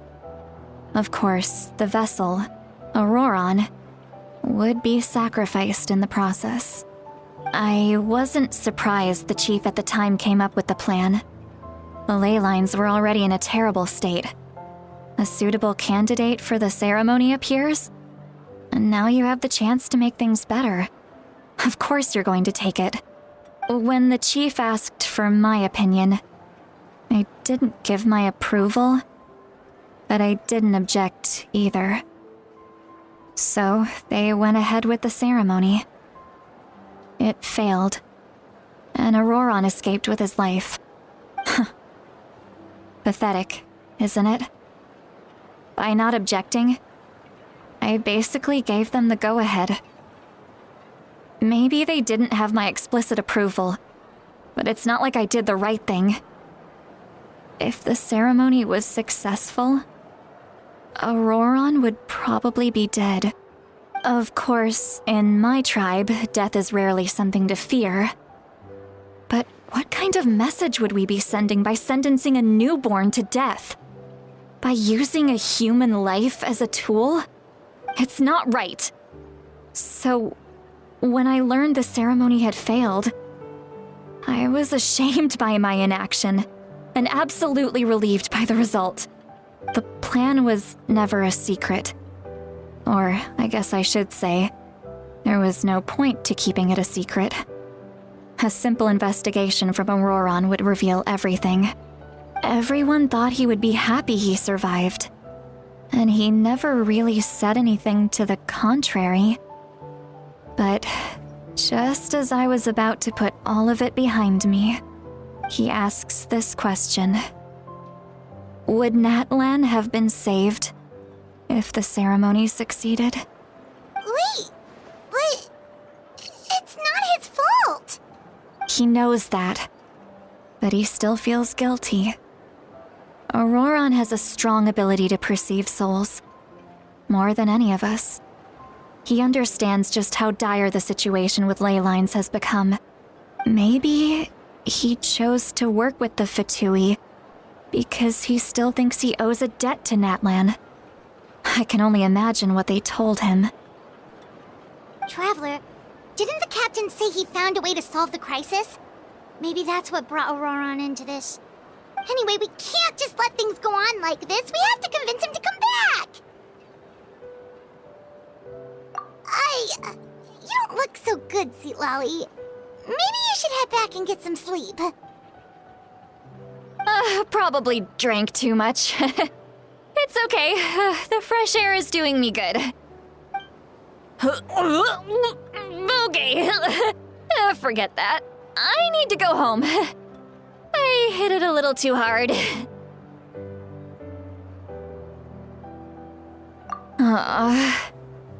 You've helped me so much already. How do I even begin to thank you? Hey, we're friends, aren't we? Besides, you already said you owe us a favor, so you don't need to worry about us. Good point. Well, I'll go home and get some sleep. We can figure out our next move in the morning.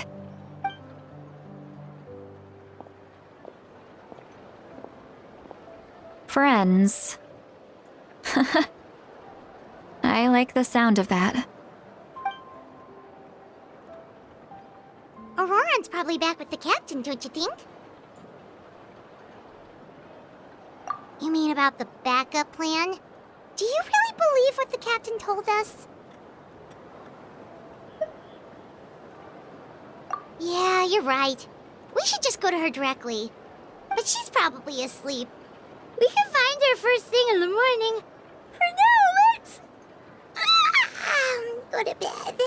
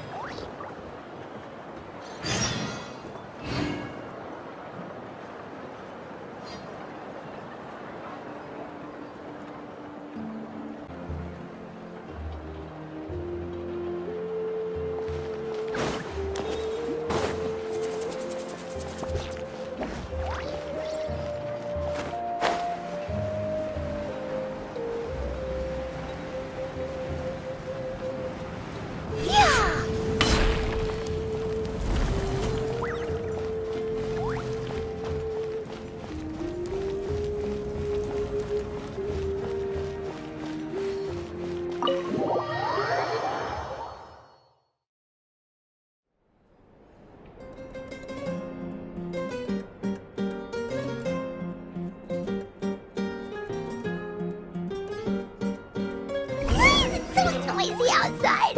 Pirates still haven't sleep. Well, guess we should see what's going on.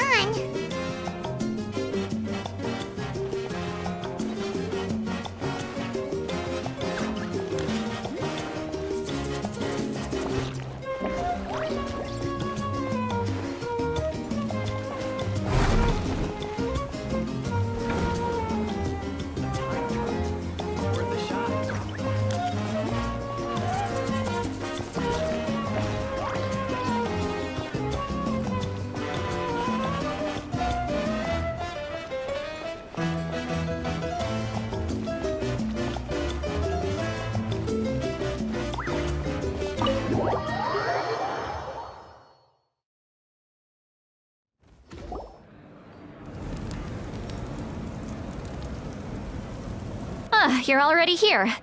I was just about to come get you. Wow, you're up early. That's impressive, especially after all the drinking last night. Let's not bring up last night. I'm embarrassed about the whole thing. Anyway, I was also woken up by the commotion. Looks like all the warriors from the stadium are on the move. I heard many areas have been attacked by the Abyss, including the Masters of the Night Wind. I need to head back right away. The Abyss attacked again? Are you sure you can handle it on your own? Do you need our help? I'll be fine. We also have the support of the warriors stationed at the various outposts. Given the quick response, things shouldn't get too serious. The stadium could always use more manpower, so you should join the forces here. I'm done making excuses for him. He's not a child anymore. He needs to take responsibility for his actions.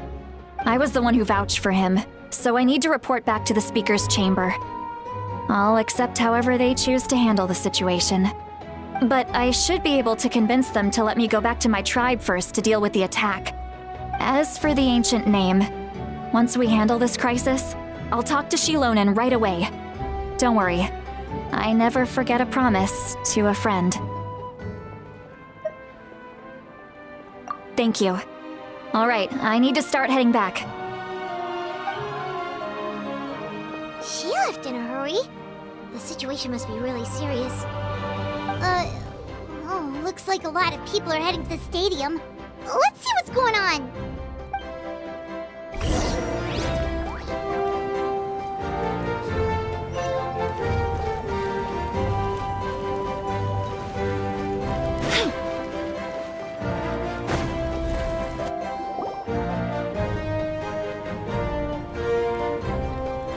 Traveler, over here! Perfect. Our star Outlander has appeared. Oh, you're all here! But, what's with the whole Star Outlander thing? Just my way of saying how awesome you are. We've got a real emergency on our hands, so this is the perfect time for you to show off your skills. Alright, but can we get a quick rundown of the situation first? The Abyss suddenly attacked the Collective of Plenty, the Masters of the Nightwind, the Children of Echoes, and a number of our camps and outposts in the wild. Yes, and the attacks are increasing in frequency. The tribes have plenty of defenses, so they're safe for now, but I can't say the same for the adventurers and merchants stuck in the wild. Chaska and I have been searching for survivors and treating the wounded. We just got back, but we need to head out again soon. I plan on heading back to the Collective of Plenty, just in case my tribe needs me. What about you, Mulalani? Where are you gonna go? I'll go help the Children of Echoes. They're the closest, so I can start fighting right away. What about you guys? We could go together.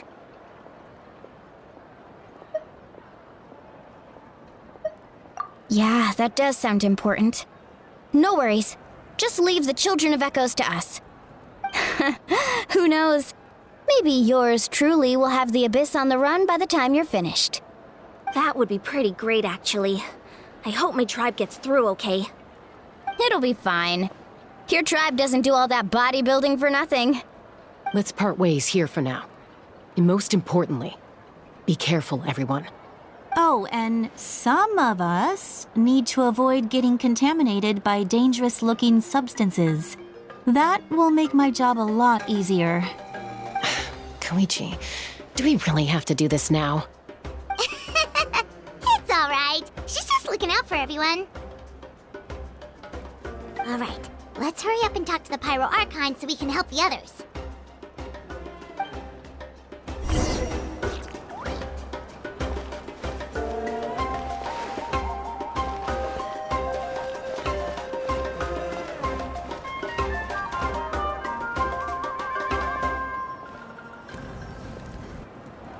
Oh, it's you two.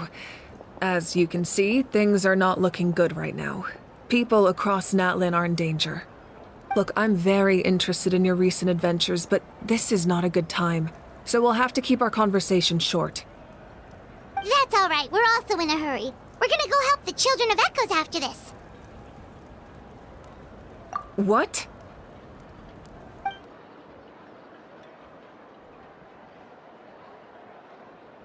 So he thinks my plan is too risky.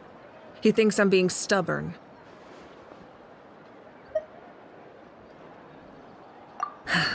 I shouldn't underestimate the Fatui's ability to gather intelligence. The Gnosis does have that function, but there's more to the story. I will answer you honestly, but you must help me keep this a secret. I can use the power of the Gnosis to save Natlan, but it comes at a heavy price. The Gnosis would drain all the souls and memories from the Night Kingdom and weave them into a giant net, which would surround the ley lines and protect them against abyssal corrosion. Wait, you can use souls to weave a net? But does that mean... Yes. It means sacrificing those souls in the process. Souls are just another form of life. The cruelty of this method is self-evident. The Night Kingdom not only houses the souls of the dead, but also our memories and legends. Using the Gnosis means converting all three into material for the net, erasing our history and culture. Even then, the net can still become corroded. If we cannot find a way to repair the damaged ley lines before that happens, then all those sacrifices are for nothing. Given the enormity of the price, it's a solution I refuse to consider right now. I want us to win, but I also care about how we win, and what that means for us in the end. Now, it's true, both plans come at a risk, but after weighing our options, this is our best bet.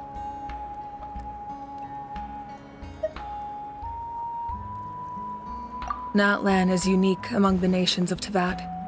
Given the ever-looming threat of the Abyss, the Pyro Archons had to account for the worst-case scenario. Having a contingency plan is our duty, not just to the people of Natlan, but to all who live on this continent. Still, this has always been a well-kept secret. I'm very curious how the captain learned this information. Oh, one more thing? The captain said he found another way to solve the problem. Could be equally as extreme, though. Without the Gnosis, he should have no other option. But I see no reason for him to lie. Seems like our only path forward is to track him down, so he can answer that question for us.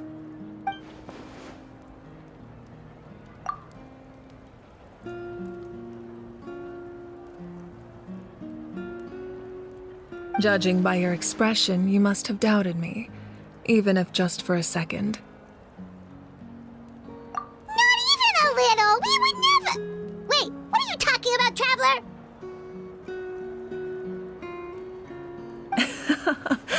Just as expected. I appreciate your sincerity. Maybe it was out of caution, anxiety, or simple curiosity, but know this. No matter what, our goal remains the same. We both want to save the people of this land. So now that you have your answer, do you still doubt me? You scared Paimon. You've really got a lot of guts, Traveler. That's a good thing. Oh, and feel free to call me Mawika. It's what all my friends call me, and I like it that way. As for the captain, the intelligence officers we assigned to the Fatui should be back soon. We'll get our answer then. That's great! Sounds like we just have to wait a little longer.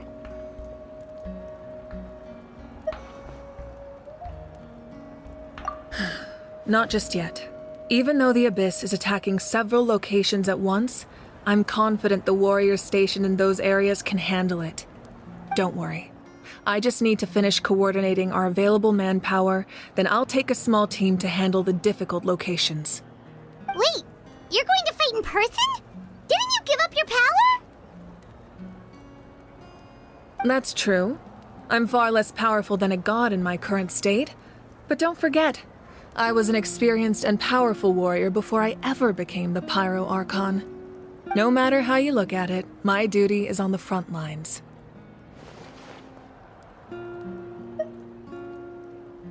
Oh, now you doubt my strength.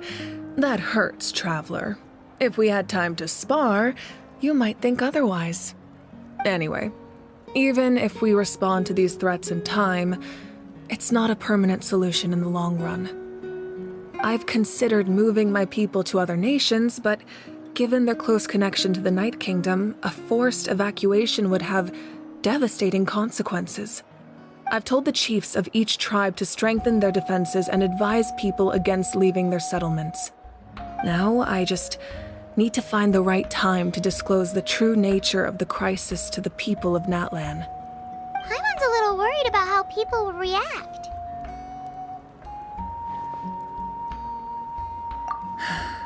Yes, but that won't be the only response. In any case, that's for me to worry about. I'll let you know when we have more information on the captain. All right, we should head out. Maybe we can join up with Moani. She can't be too far ahead. No need to worry about me.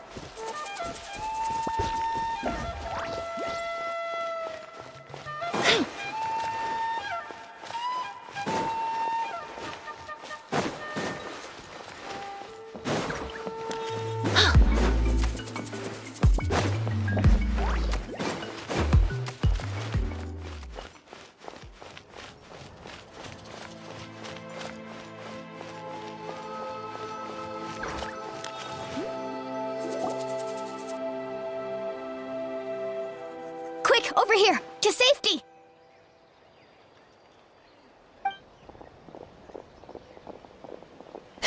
Kachina, how many people do you have left?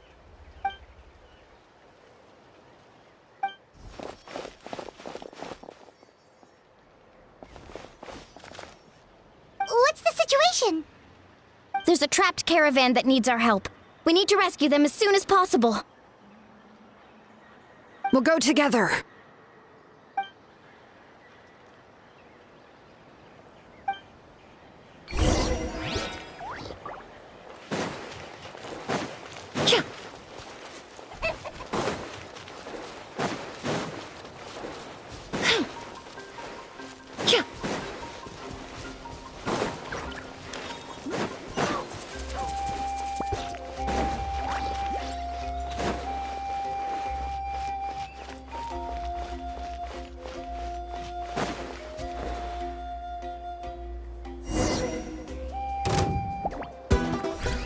Stay safe. We've got this. Bring it! Hear the echoes of the valley! Right here!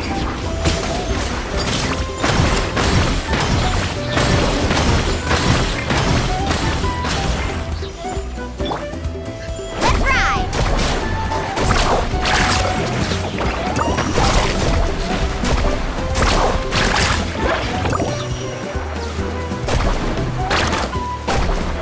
Check this out! Best of luck! Wipe out! Ha! All right. Get there!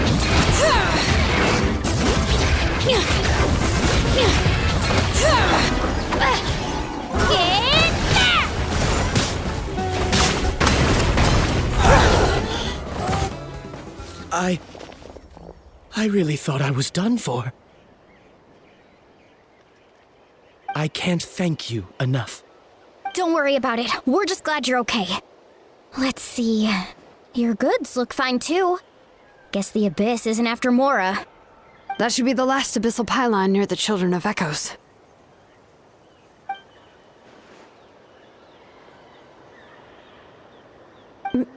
By the way, where's Lolly? I thought she would come with you. The Masters of the Nightwind also got attacked, so she went back to help her tribe. She said we can deal with the ancient name later. Yeah, that makes sense. The attacks are more urgent. All right, this isn't a good place to talk. Let's head back to the tribe.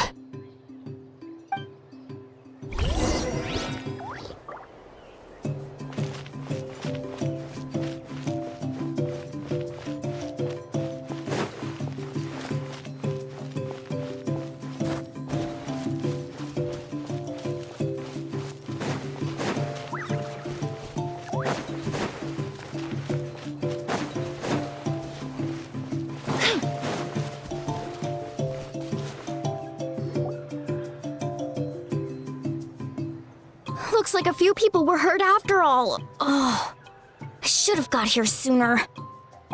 The Abyss threw a lot at us at once. I rushed out as soon as I heard the alarm, and there were already so many monsters. Before long, Kachina brought over a whole group of warriors, and just like that, we destroyed several pylons as a team.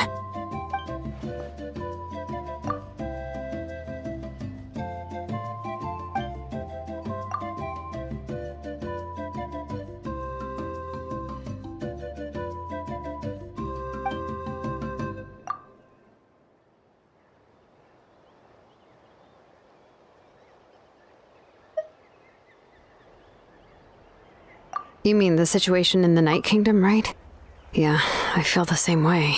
We've managed to keep it a secret all this time, but more and more people are realizing something's wrong. It's impossible not to feel anxious when things are getting worse by the second, and all we can do is wait.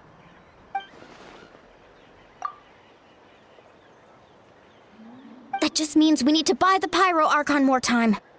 Keep pushing, everyone. Every battle is worth something. You really are an eternal optimist, Mualani. You always find a way to cheer people up. Why, thank you. I guess it's one of my better qualities.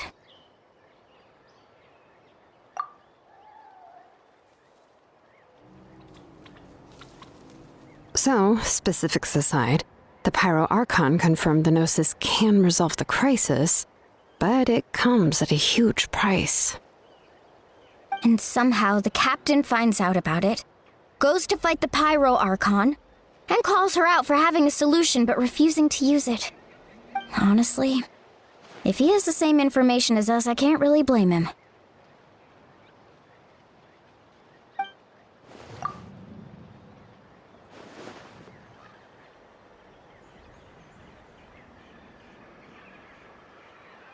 We talked to Moika before we left the stadium.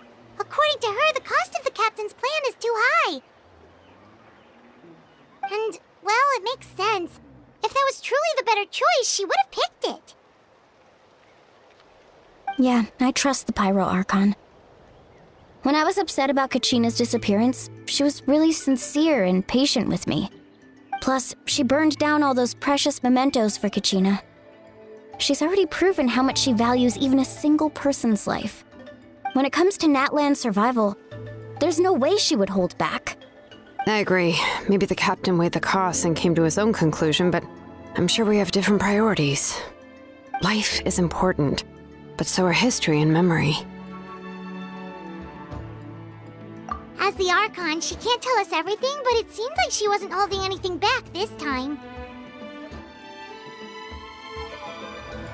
The next question is, if the captain found a new way to save Natlan, how come the Pyro Archon has never heard of it?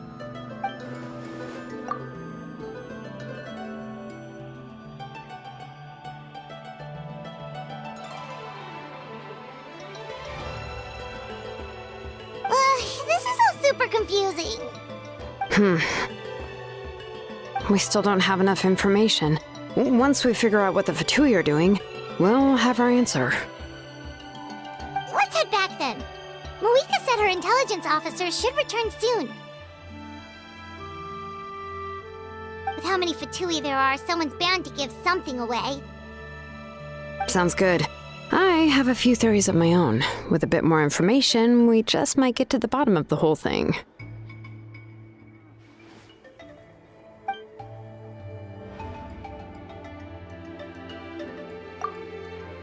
I was just about to ask. Count me in.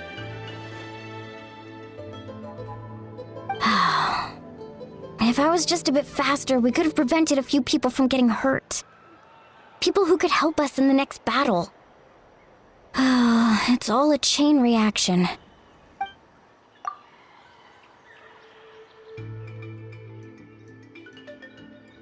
Register? Nah. I'll just follow you around. You know, go where you go, do what you do.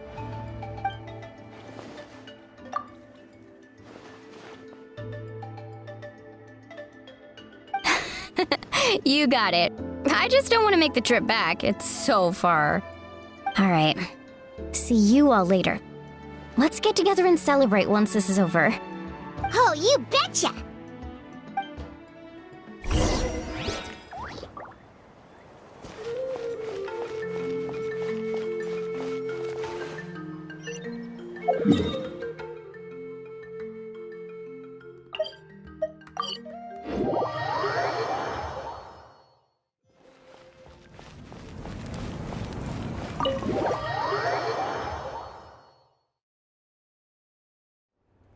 Moika! Oh, Chaska and Koichi are here! Wait, are you okay, Koichi? I'm fine. No need to worry.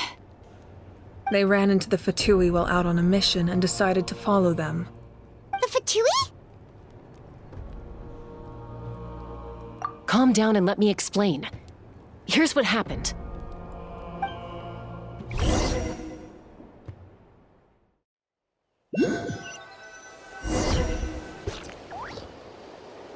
Watch out. It's the Fatui. Were they attacked by the Abyss? No, wait. It looks like they're protecting a group of travelers. Over there. Do you see? You're right. That's a traveling group from Natlan. Could they be trading for something?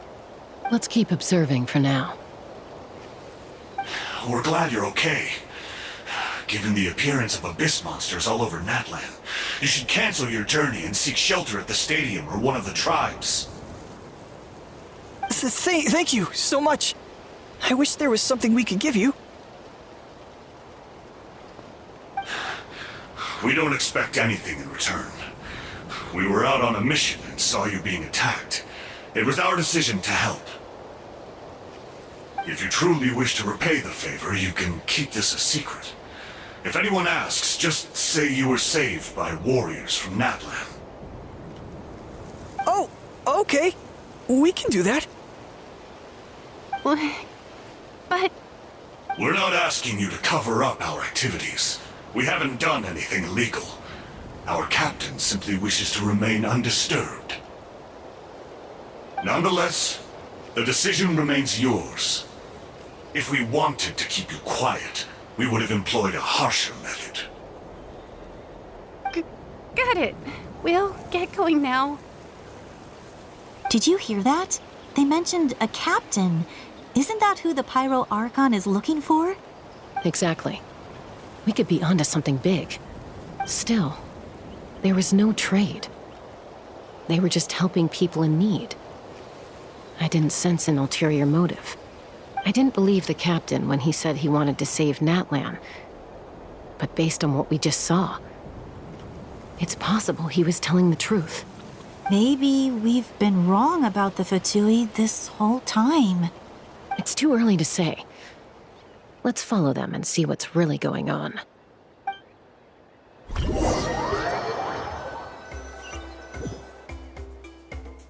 So this is where they were headed. Looks tricky. It's heavily guarded on all sides.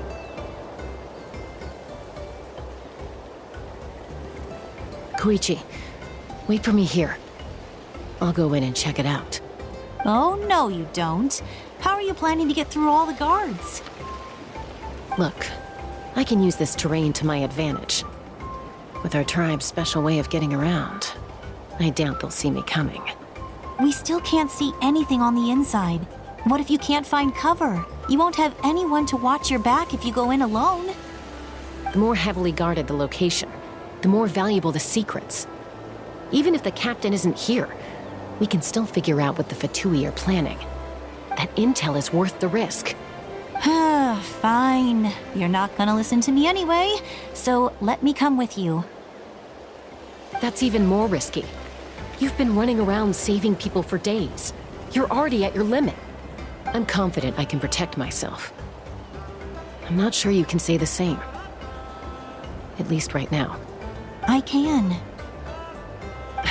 You really believe that? Fine, don't believe me. But you can't honestly tell me infiltrating a heavily guarded Fatui hideout all on your own sounds more reasonable. You know, growing up, even if I insisted on doing something, it never gave you any trouble. I'm not sure you can say the same. All right. If we start arguing, this will never end. We can't let this opportunity go to waste. Guess that means I win. Don't worry, you're not the only capable young person from our tribe. I can handle this. All right, same plan as usual. We split up, communicate with hand signals, make sure our blind spots are covered, and support each other once we strike. Got your ropes?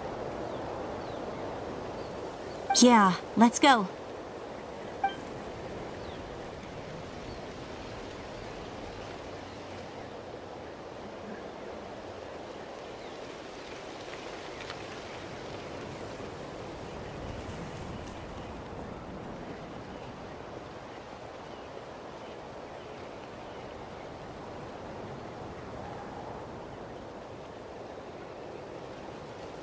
The Fatui have eyes all over this place. I should wait for Koichi's signal.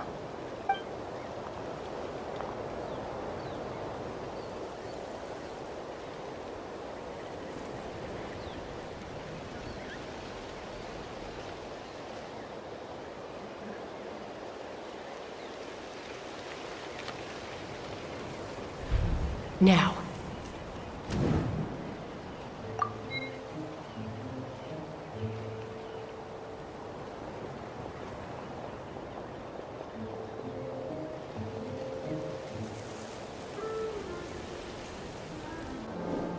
Not sure how many chances I'm gonna get. I need to act.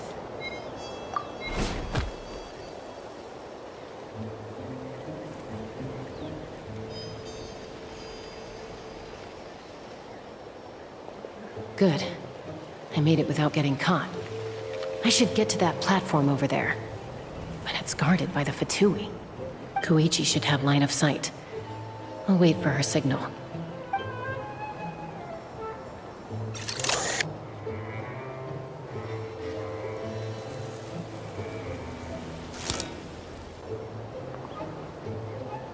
That's it. Now's my chance.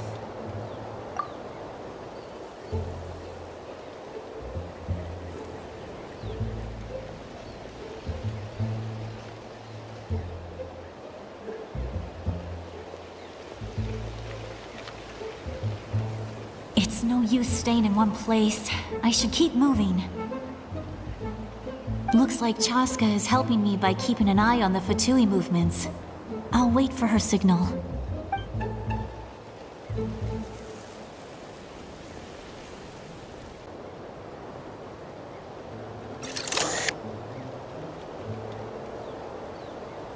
Time to move.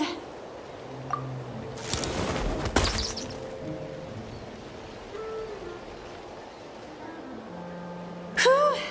That was close. Almost got caught. Probably can't make it over in one go. I'll wait for my next chance. Now's my chance.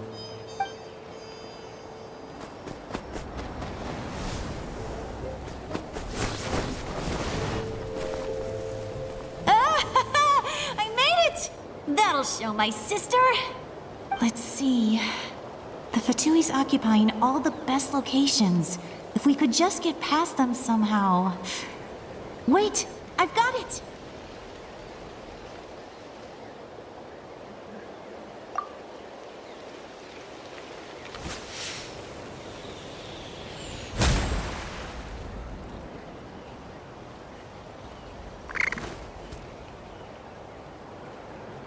Huh? What's that noise? Did something explode? Oh! It stinks! What the heck is that? What do you think you're doing? I could ask you the same thing! Good, they're arguing. Looks like they just needed an excuse. They've probably had enough of this job already. The people on the hill over there left to help their comrades. This is our chance.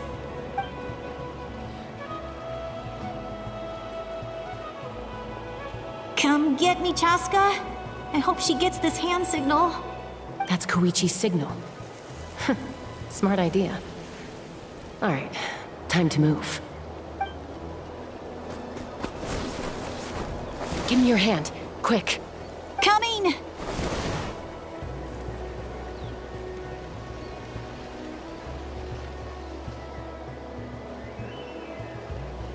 I checked, and this way is completely clear.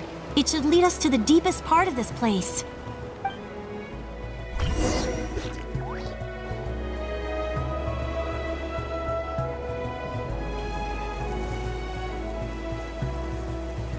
Well, I was pretty helpful, right? You know, everyone usually jumps at the chance to work with me. Not my own sister, though.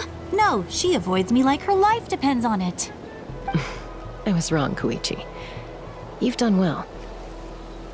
Wait, you're just gonna admit it? Now I look like the mean one. Let's focus on the task at hand. We're in the heart of enemy territory. The more time we waste, the more dangerous this becomes. All right. If you're not gonna take the bait, then I'll drop it. Looks like the Fatui are here to dig something up. I'm surprised they mobilized this many people. I doubt it's because they're interested in our culture and history. It seems like they're looking for a dragon relic called the Source Mechanism. The device is ancient.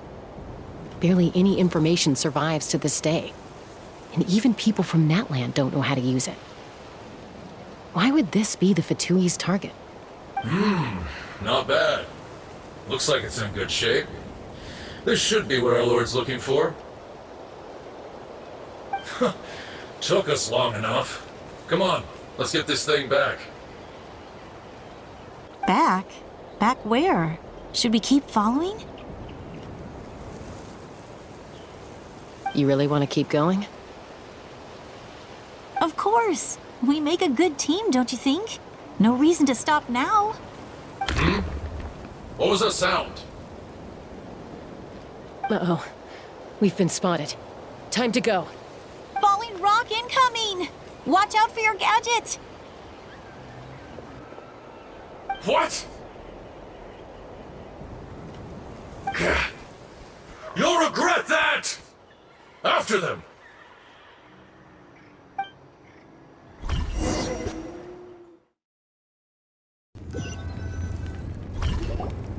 Once we got them off our tail, we went back to observe some more. They'd collected several identical pieces of something. It looked like they were waiting, though. So we decided to come back. So, Koichi got injured trying to get them off your tail? She pushed herself too hard and collapsed on the way back to the stadium. Well, I didn't cause you any trouble while we were fighting, right? So my perfect record remains. You've done very well. I could make a comment on knowing your limits, but it's not my place. I know. I'm already reflecting on my actions. So, our current intel suggests the Fatui is after the source mechanism. The device is a complete mystery, even to us. What does the captain want with it? I have no idea. But it's safe to assume the device could serve a similar purpose to the Gnosis.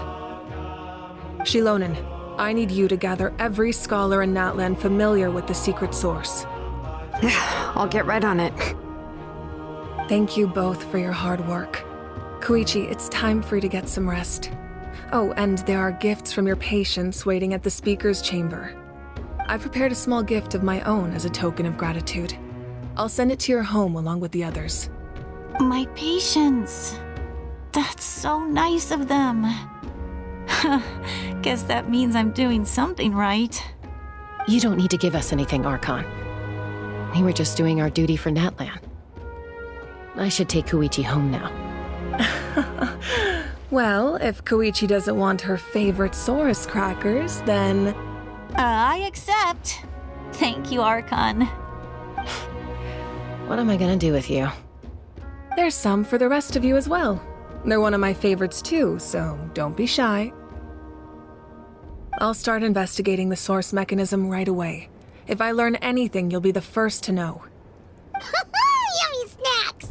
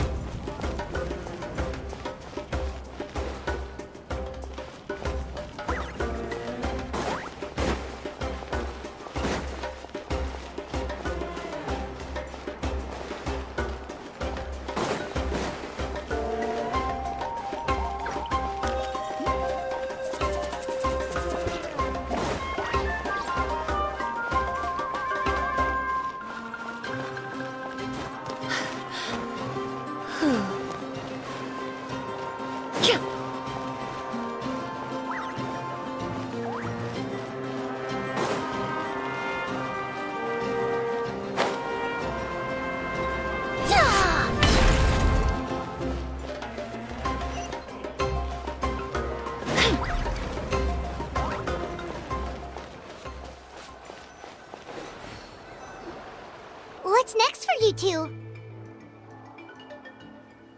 I'm taking Koichi home. With our parents there to keep an eye on her, I can make sure she actually rests. Hey, it's not like I'm some kind of prisoner. I'll be fine in a day or two. There's no need to go all the way home. That's what you always say.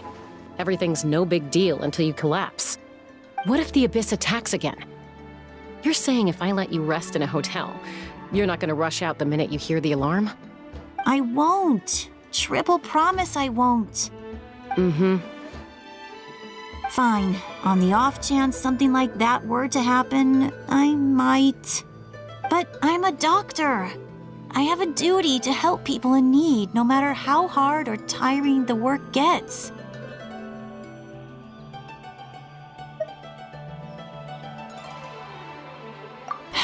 I guess you're right. But I don't have to like it. This reminds Paimon of when we first met. Except you were the one trying to stop Chaska from doing something dangerous. I do the same for anyone trying to put their life in danger. As a doctor, I don't want people to get hurt because of a rash decision. Then try to see things from my perspective. You clearly want to protect your patients.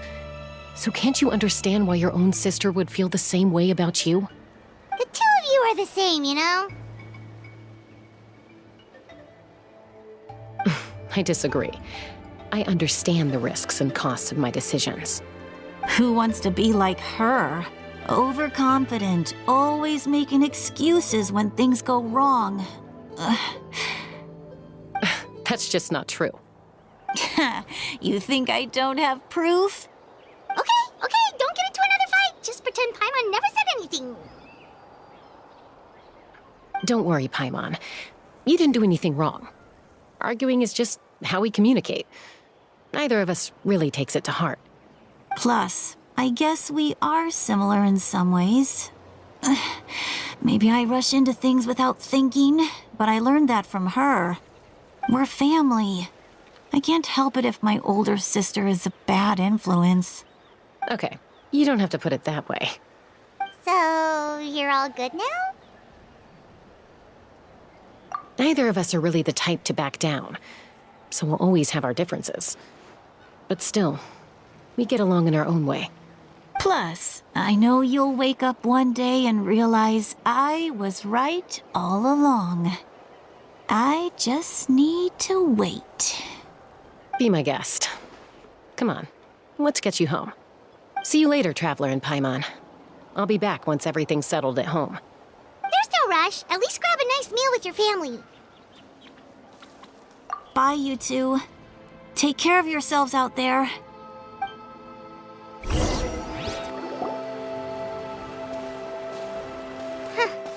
Those two will probably make up for real at some point, right? Well, we've learned a lot. Let's go over everything that we know so far.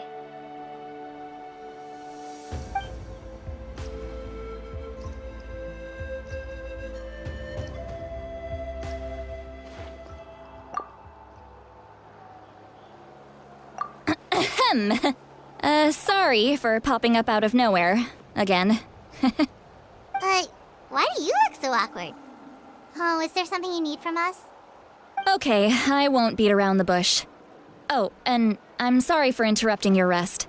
I'll treat you to some charcoal grilled steak to make up for it. Awesome! Just give us your orders! Hey, friends don't order each other around. I'm just here to share some news. Remember what we talked about before parting ways?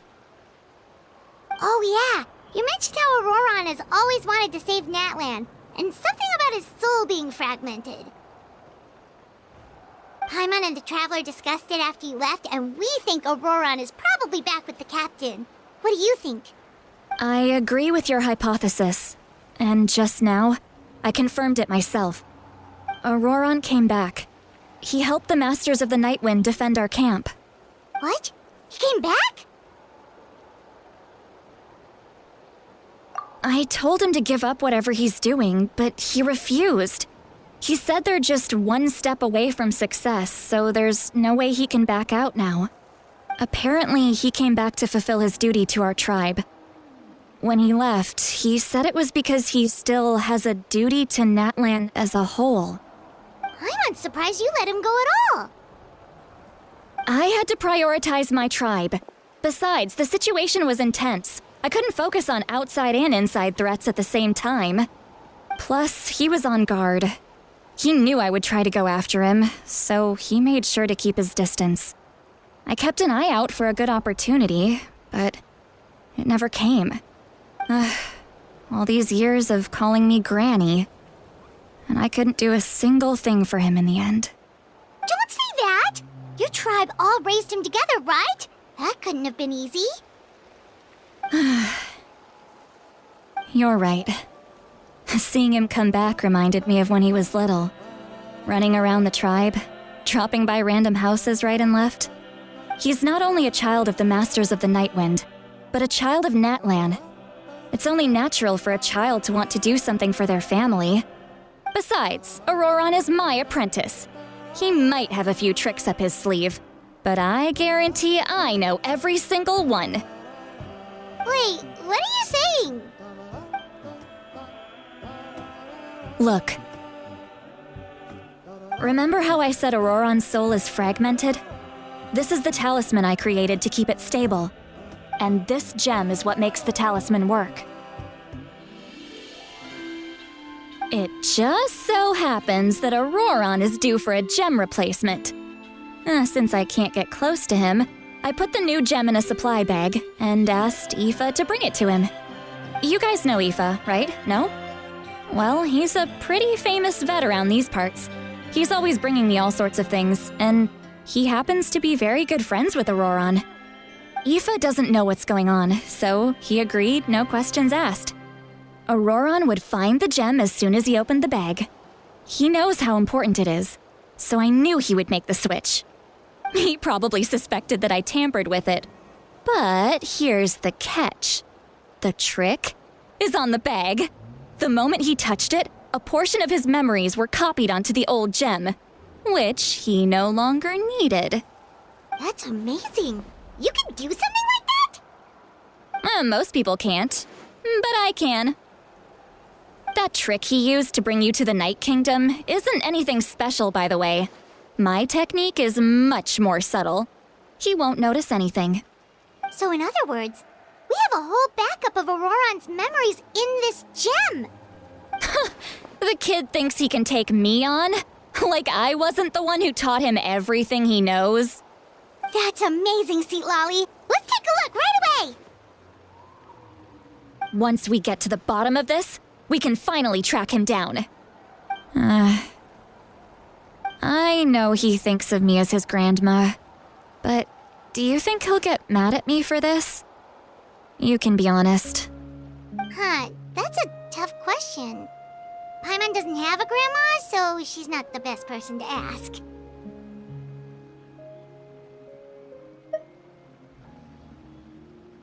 To be honest, I've always doubted my ability to look after him.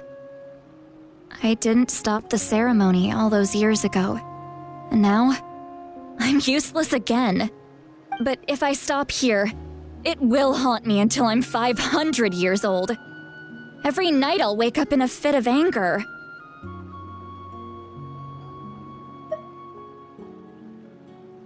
I don't scare that easy. Still, if I back away from this and something happens to Auroron, I would never forgive myself. I need to look at his memory. Even if he resents me, refuses to see me, or runs away for good, I don't care, and I won't blame him. A family does whatever it takes to protect their own. You sure you'll be okay? We can come with you if you want. Did you just say you'll come with me? Is that okay? We have a pretty good reason to see it too, don't we? Because, right, we need leads on the Fatui. You really mean it? Fine, you can come. Just promise me you'll see this through. No backing out. Got it? Don't worry, we're professional adventurers. Then I place my trust in your professionalism. All right, time to sneak into someone else's memory and engage in some, unwanted spying. You heard it here first. I wouldn't be doing this if I had any other choice. Are you ready?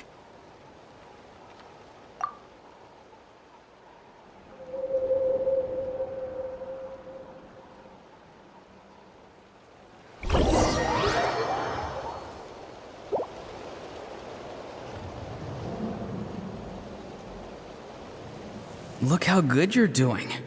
You'll grow into nice big radishes in the future. And you? Aoife says you're taking up too much space, but I think you're a good tree. What do you think? Hey! How's it going, Auroron? Good. How are you, Uncle Okanbi? Can't complain. What you up to? Naming your vegetables again? No, just some idle conversation. Sounds fascinating. What did they say?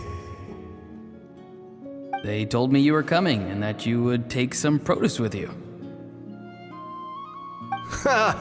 Only if you're offering. By the way, I ran into Aoife yesterday. He told me Chaska's fostering a saurian at his place. Said the thing trampled over a part of your radish garden. I hope you two didn't get into a huge fight. No, don't worry.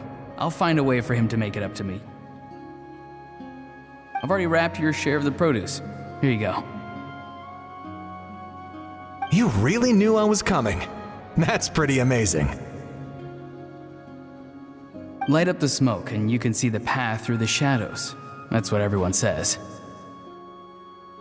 Hey, have you seen that strange group of people that just appeared out of nowhere?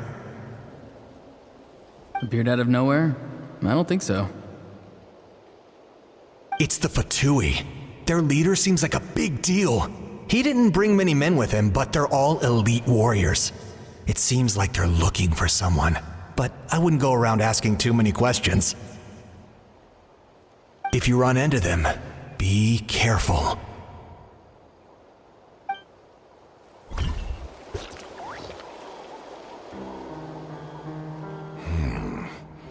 You're from the Masters of the Nightwind, are you not? Why do you live here alone? I enjoy living by myself out in the wild. I guess you're from the Fatui, the one everyone's calling a big deal. Not an inaccurate description. I'm looking for someone who may be known to you. Citlali is her name. Granny? What does an Outlander want with her? I've heard the name. You have business with her?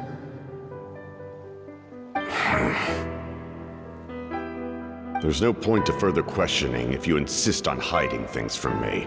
I shall seek answers elsewhere. Oh, he could tell I was lying and now he's leaving? He gave up just like that? Hey! At least tell me why you're looking for Citlali. It's none of your concern. I have my own means of tracking her down. Why are the Fatui looking for her? What does she have to do with them? I can't just let them go like this. I have to figure out what they're planning.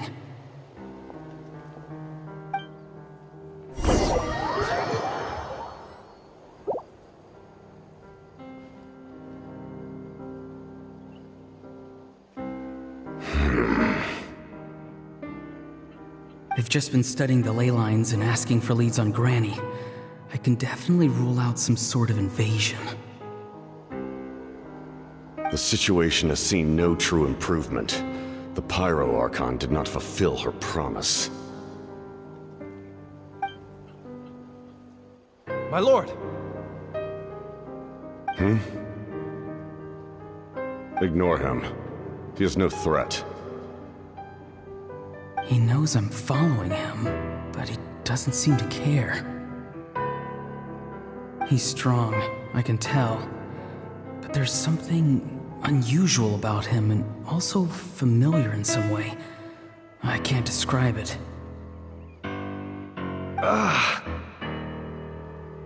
What is it? My lord, I feel dizzy. A ley line disturbance. Certain presences have been forced to wander outside their rightful realm.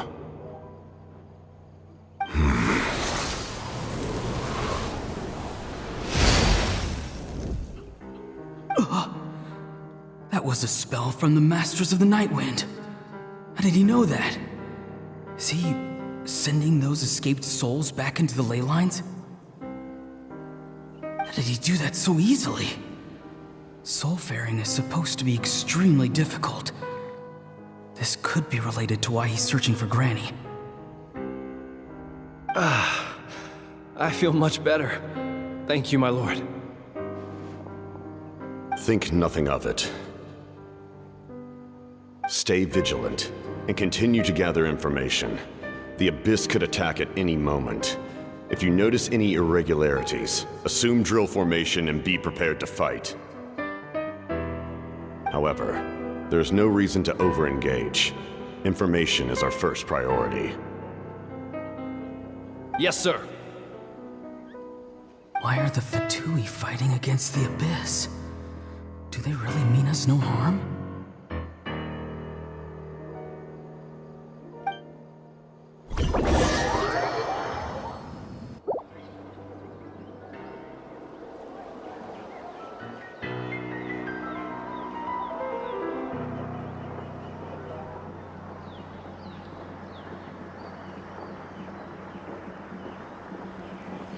I've been following him this whole time and still they ignore me?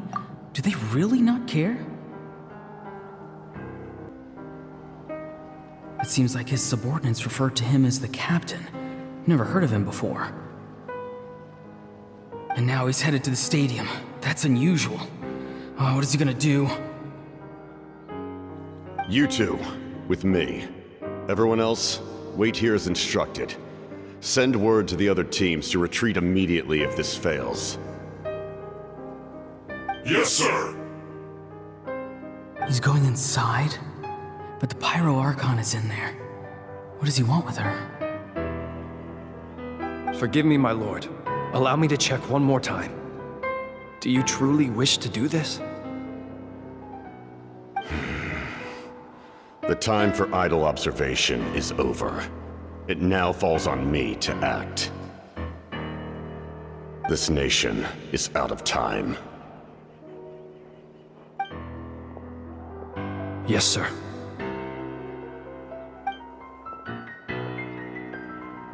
He just walked straight into the stadium. What is he gonna do?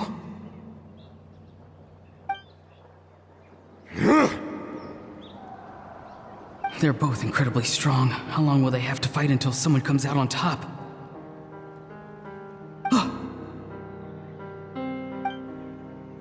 Wait, this feeling. Just like the other day near the ley lines, it's faint, like a soul's trying to escape. Where is it coming from? Is that why he's looking for Granny? If he dies here, then all clues will be lost. I can't let that happen.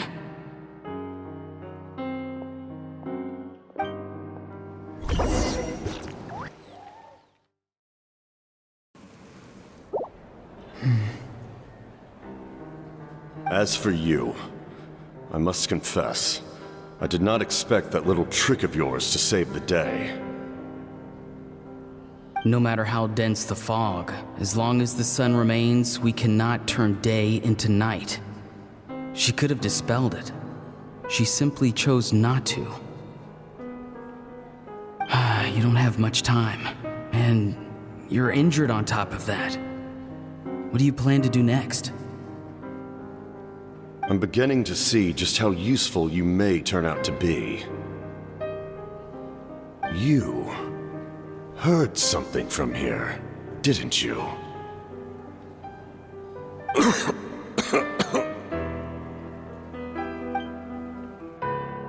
No need to force yourself. I've never seen anyone match the Pyro Archon in battle before. I didn't expect you to intervene at such a critical moment. You know I've been following you. Why didn't you stop me? When walking in the forest, it is only natural to encounter wild beasts. However, not every beast has the courage to come out and bite. And yet, one of those very beasts saved your life.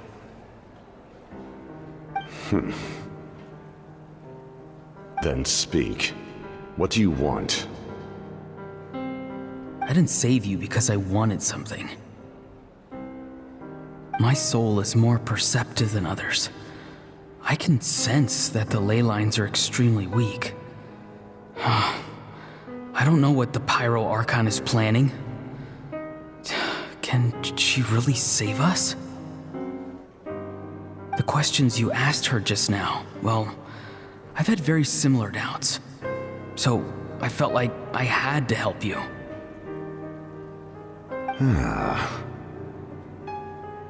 So, you can tell the truth. That was quite a reckless decision to make. I'm not sure you realize that. There's no turning back for me now. What I did back there is going to get me in a lot of trouble. You attacked the Pyro Archon in broad daylight, and I used my spell to save you. A single glance was likely all it took for her to recognize my tribe. So, we're in the same boat. You seem to care little for my thoughts on the matter. It's too late for that. Start from the beginning. Why are you looking for Citlali? Do you know her? Explain your relation to her first. I know you two are acquainted. It was obvious the moment I mentioned her name. Citlali is my elder and my teacher. She taught me everything I know. It's my duty to protect her. If you truly wish to protect her, you should have let me perish at the Pyro Archon's hand. Yet, you chose otherwise. Do I really need to tell you what that means? I want to do something to change Natlan for the better. Something I can accomplish with my own two hands. You're stranger than anyone I've ever met. But maybe, just maybe, you can show me the way. Strange? Citlali is said to be the legendary Granny Eastly, someone capable of communicating with the Wyub, and the Wyub are the key to information on the Night Kingdom. Why do you need knowledge on the Night Kingdom? That is not something you need to know. Don't forget, I saved your life. Do you not believe the Fatui capable of betraying a debt? People can lie, but souls cannot. I can tell there's a weight to your soul, a sense of justice. You may not live among your tribe, but you certainly know their tricks. I apologize for my rash judgment. You are more capable than I imagined. Let's go. We'll see if you have what it takes to join my plan.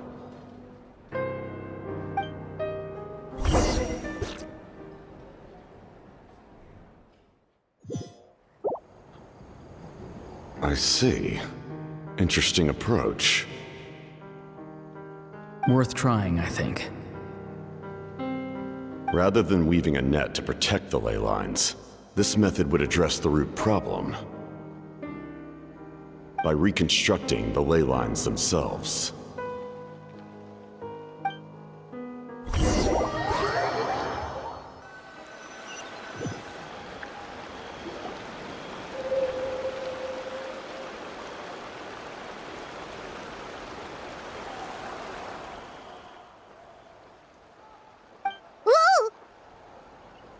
Traveler, Paimon.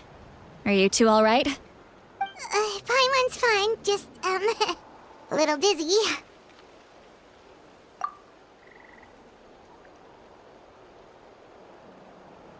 Of course.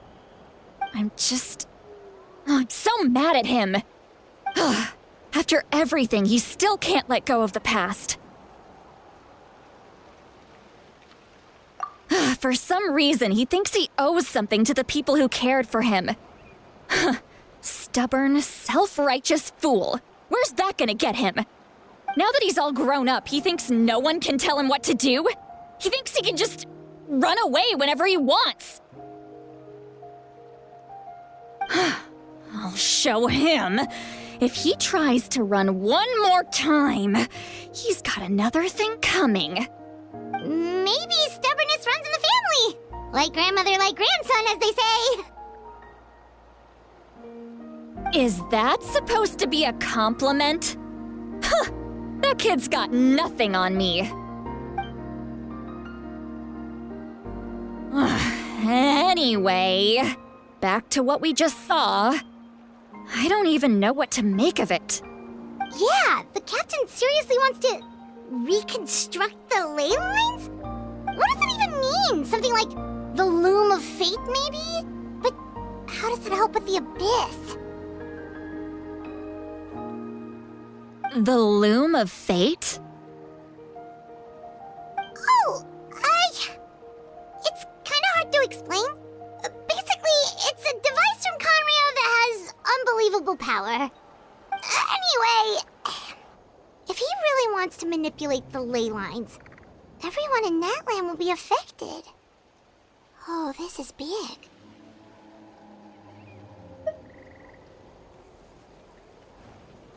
Which means the captain has been honest from the very beginning. Auroron's memory proves that. Why is he so obsessed with saving Natlan? Oh, we've got to tell Moeka about this right away. Yes, she needs to know about this. Now.